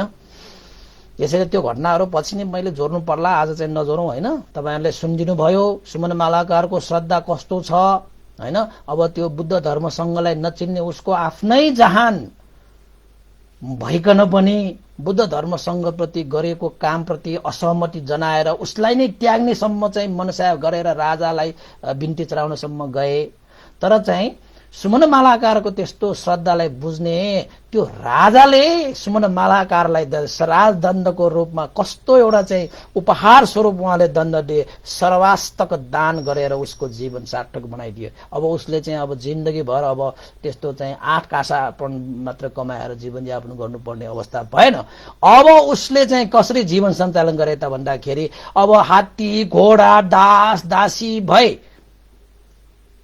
हैन, 60 भगारी त कासारपन भए, गाउँ भए, नगर भए। अब त उसले त कति गरे, दान गर्ने, शील पालन गर्ने, ध्यान भावना गर्दै उसले जीवन सम्पादन गरे पनि पुग्यो।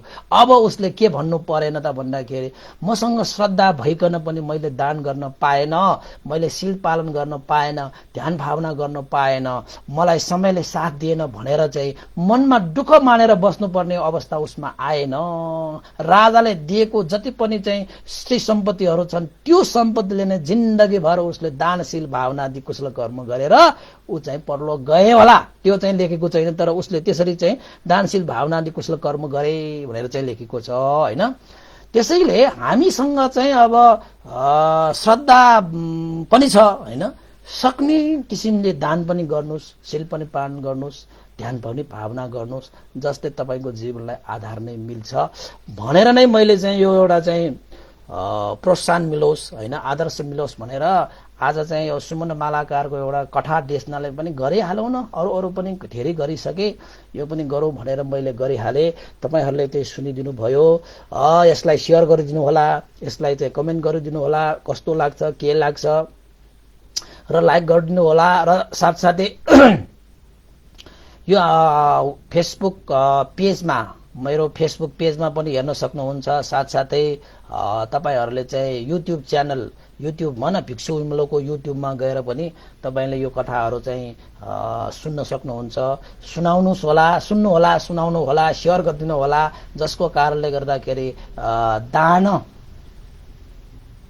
कुशल धर्म चाहिँ वृद्धि भइरहेको हुन्छ हैन। संसारमा दान मध्ये सबभन्दा ठूलो दान धर्मदान हो।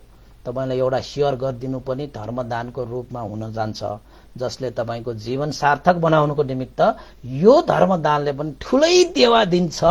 मैले भनिरहनु पर्ने त होइन होला, 85 दिन भयो होला चाहिँ लकडाउन भयो, कति दिन भयो, 85 दिन। 85 दिनसम्म मैले 2 घण्टा 2.5 घण्टा तपाईलाई धर्म देशना गरेको छु भनेपछि त अब त तपाई त एकदमै चाहिँ कति तकडा हुनु परिसक्यो, शरीरबाट, मनबाट, वचनबाट। जीवनमा त्यो सकारात्मक परिवर्तन आए मात्रै त्यो धर्म देशना सुन्नुको चाहिँ सार हुन्छ कि। अब यो 85 दिन अगाडि धर्म देशना सुन्नु अगाडि पनि त्यही ड्याङको मुला हैन, अहिले 85 दिन सुनेर पनि त्यही ड्याङको मुला भयो भने त के हैन, त्यो केही अर्थ भएन। तर लाग्छ उपासक उपासिकाले धेरै राम्रोसँग सुनिरहनु भएको छ। कमेन्ट समेन्ट देख्दाखेरि पनि अब बुझेको जस्तो मलाई लागिरहेको छ, धेरै खुसी लाग्छ त्यस्तो कुराहरू। त्यत्रो मेहनत गरेर चाहिँ कथा भनिरहँदाखेरि उपासक उपासिकाहरूले केही भए पनि बुझे हैन। अब कमसे कम सुनिरहेको श्रवण मात्र गरिरहँदाखेरि पनि खुसी लाग्छ भनेपछि साँच्चै बुझियो भने त कति खुसी लाग्छ, त्यो त आफ्नै ठाउँमा छ। मनमा तृप्ति हुन्छ, मनमा सन्तोष मिल्छ, त्यही त हो सुखको एउटा चाहिँ मार्ग त्यही हो। त्यसैले चाहिँ सबैले आजैदेखि अहिलेदेखि धर्मको अभ्यास पालना गरेर सम्पूर्ण दुःखबाट मुक्त भएको अवस्था निर्वाण धर्मलाई शीघ्र चाँडोभन्दा चाँडो प्राप्त गर्न सकोस् र आजको दिन सबैको जय होस्, मङ्गल होस्, कल्याण होस् भन्दै आजको धर्म देशना यही टुङ्ग्याउन चाहन्छु। भवतु सब मङ्गलम्।